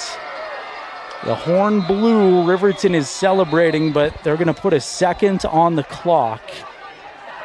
The game is not over. And we're going to get a snap from the 1-yard line with 1 second to end this game. Riverton up 7-0. You could not ask for more drama to start the year for Riverton and Powell. Wolverines have not beaten Powell since 2015. Keona Wisniewski runs the play in. That ball is inside of the 1. It's on the 1-inch line, basically. We'll see what Powell opts to do. They've got a powerhouse backfield, 1 receiver to the left side. Wisniewski. Does he sneak it? He will pitch the football to Nelson. Stringing it out to the goal line. Is he in? He is. No signal on the far side yet. The official still hasn't given a signal. Riverton is celebrating. He is an inch short. The Wolverines hold on the 1-inch line. Riverton wins the ball game. first win against the Panthers since 2015. It might be 0 week, but they'll take it 7-0. Riverton stops them. Couldn't have been more than an inch or two short of the goal line. I can't believe how long that decision from the far side official took. I couldn't tell if they were going to call him in or not, but Riverton walks out of here with a victory. They're going to go celebrate in front of their well-traveled fans. A lot of parents and supporters on the far side over there, you can see on your screen. Powell obviously very distraught, thought they had the football in, but ultimately just short of the goal line. Hunter Saltzgaver given the good sports of the game from the PA announcer, and both teams will shake hands at midfield. Talk about drama in the fourth quarter for a game with only one score. We had it go down to the wire there. Fun one to start the season. Riverton starts the year 1-0. I know I've spent a lot of the broadcast talking about this doesn't matter a lot in the standings, but confidence-wise, you would think this means a lot to Riverton. Next up for the Wolverines, it's a date with the Cody Bronx. They'll be on the road just about half an hour south of here. It'll be a 6 o'clock start next Friday. Powell hits the road next week to take on Worland in week 1. We will have a shortened version of the Bailey Tire and Auto postgame show coming up here in just a couple of moments. We'll do that as soon as I'm able to take a commercial. Once again, the final score on the Fremont Chevrolet scoreboard: Wolverines 7, Panthers 0, Riverton a winner in 0 week football. Back with the Bailey Tire and Auto postgame show in just a couple of minutes on county10.com. Electric are your trusted electrical contractors in Lander. With over 30 years of experience, we excel in light and heavy commercial construction, residential remodeling, and service work. Our licensed electricians use only quality materials and are committed to meeting your construction schedules. For professional electrical services at competitive prices, choose Boyle Electric. Give your place's electrical wiring the touch of excellence. Call 307-332-8139. I'm John Shade, your Edward Jones financial advisor. Financial investments are very important, but so are the investments of time, patience, and encouragement of our young athletes from their coaches, teachers, and mentors. That's why Edward Jones is a proud sponsor of the Lander Tigers on KOVE. Call John Shade or stop by my office at 824 West Main Street for all your investment needs. Edward Jones, making sense of investing. Member SIPC.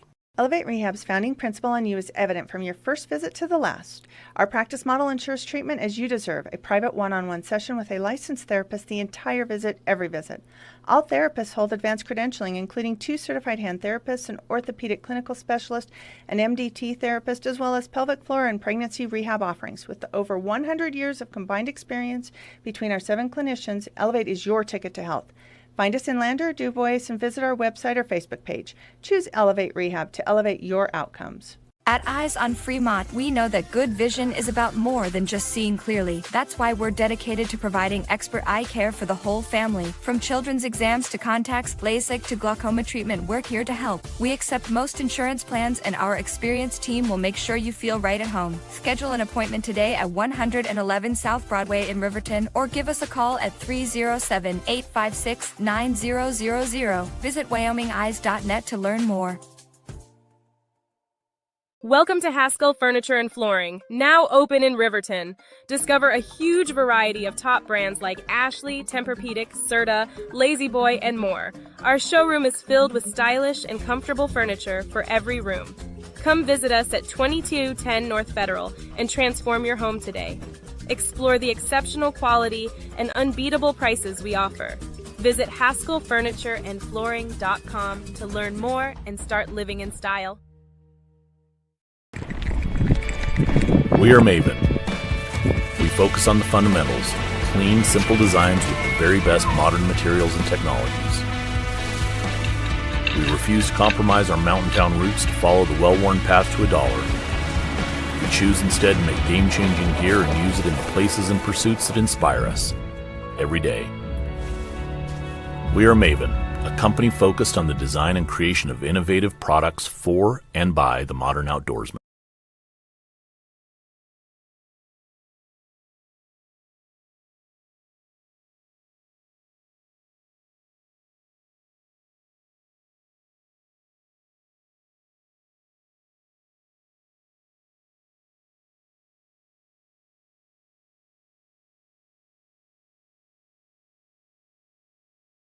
This is the Bailey Tire and Auto Postgame Show.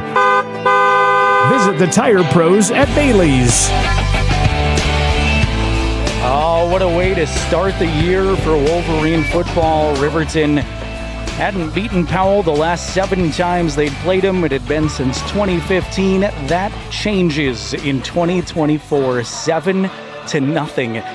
I didn't anticipate a game that low scoring, didn't anticipate we'd go deep into the fourth quarter without any points, but ultimately with 3:25 remaining, it was Blake Gattenbein to Clay Sheets. And the Hunter Saltzgaver PAT gave Riverton the only points they would need. Riverton averts a pretty successful Powell drive at the end of the game. They keep them short inside of the 1-yard line. We're trying to look at that on replay. They were down right near the pylon there at the goal line and just a couple inches outside on the final play. So kudos to the Wolverines, both sides of the football getting it done, but it is hard to ignore the overwhelming thing there. Riverton pitched a shutout. I got to go back in the history books to find out when the last time Riverton did not give up any points. I know it wasn't last season. I know it hasn't been in recent memory. But that is unbelievable for this Riverton defense to do it against a really good Powell team.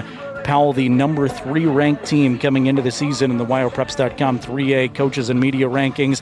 We'll see what happens next week. We'll see if Riverton moves up from their 5th position. But none of that really matters at this point in the season. Riverton escapes with a victory. They start the year 1-0, and they've got a very, very tough Cody road trip next week. But you got to think that they're feeling very confident about themselves. Let's check in with WyoPreps.com and get you some 0-week scores across Wyoming. This is the only 3A official game that's going on. Again, Riverton knocked off Powell 7-0. Wright and Shoshone met in a scrimmage earlier, still waiting for the score in that one. There were a couple of 6-man games. Hannah Elk Mountain knocked off Midwest 64-52.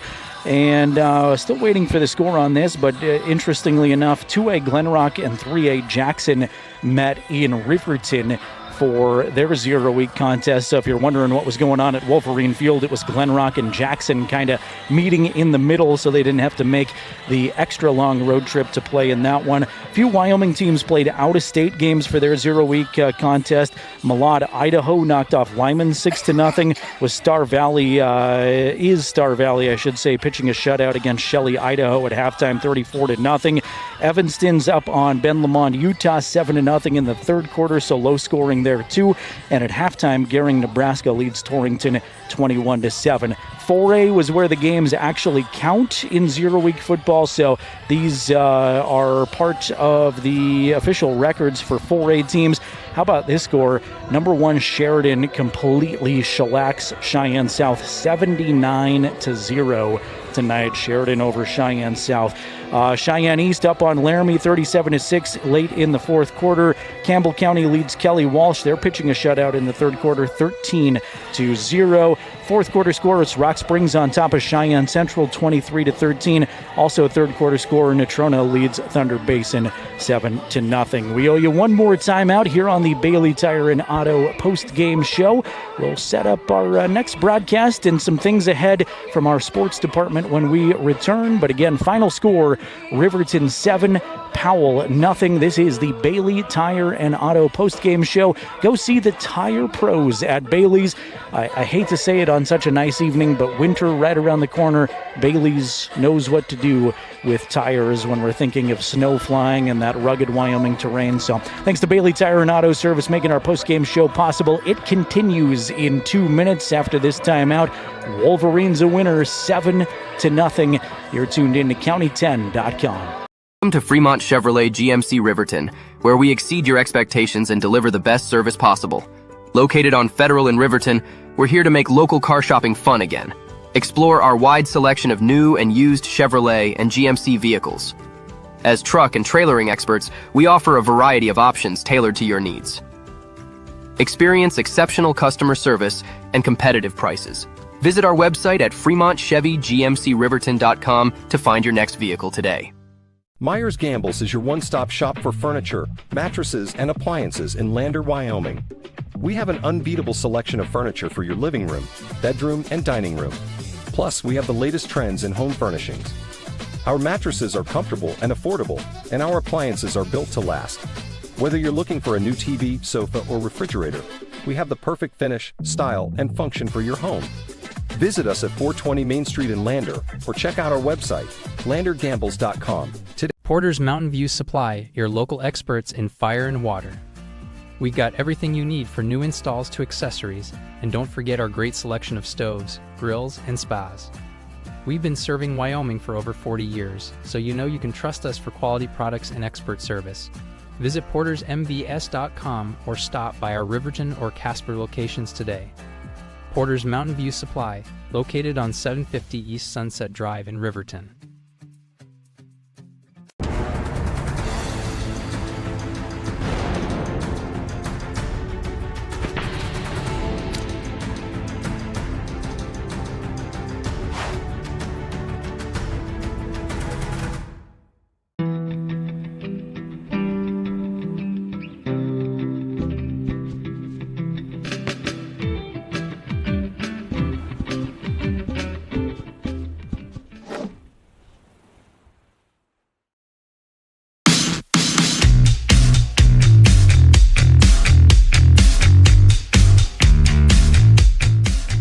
Bailey Tire and Auto post-game show concluding here from a picture-perfect late August night in Powell. Jared Anderson, Jason Peterson with you. And we got to enjoy a Wolverine winner. Was scoreless for most of the game. 3:25 remaining in the contest. Gattenbein to Sheets across the middle for the 25-yard touchdown pass. The difference in this one, Riverton wins 7-0 to start the year. It might just be 0 week, but what a confidence builder for the Wolverines. A team they haven't beat the last 7 times they've played against them. It's been since 2015 since Riverton has won. So very good outcome if you're a Wolverine fan. I think this Powell team is going to be fine. They are full of a lot of returners that are going to get better as the season goes on. It'll be interesting to see if this kind of lights a fire under them.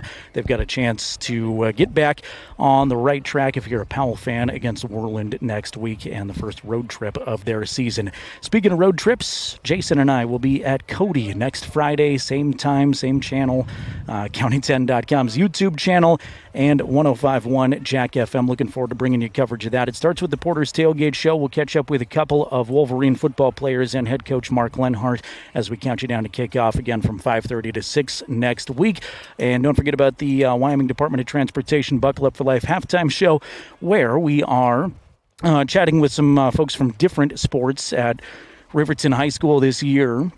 And I'm trying to look through my emails. I'd sent a couple to coaches trying to get results tonight. I don't have anything back, but I am hopeful that next week on the halftime show, we'll chat with some Lady Wolverine volleyball players. So we'll incorporate them into the broadcast a little bit more.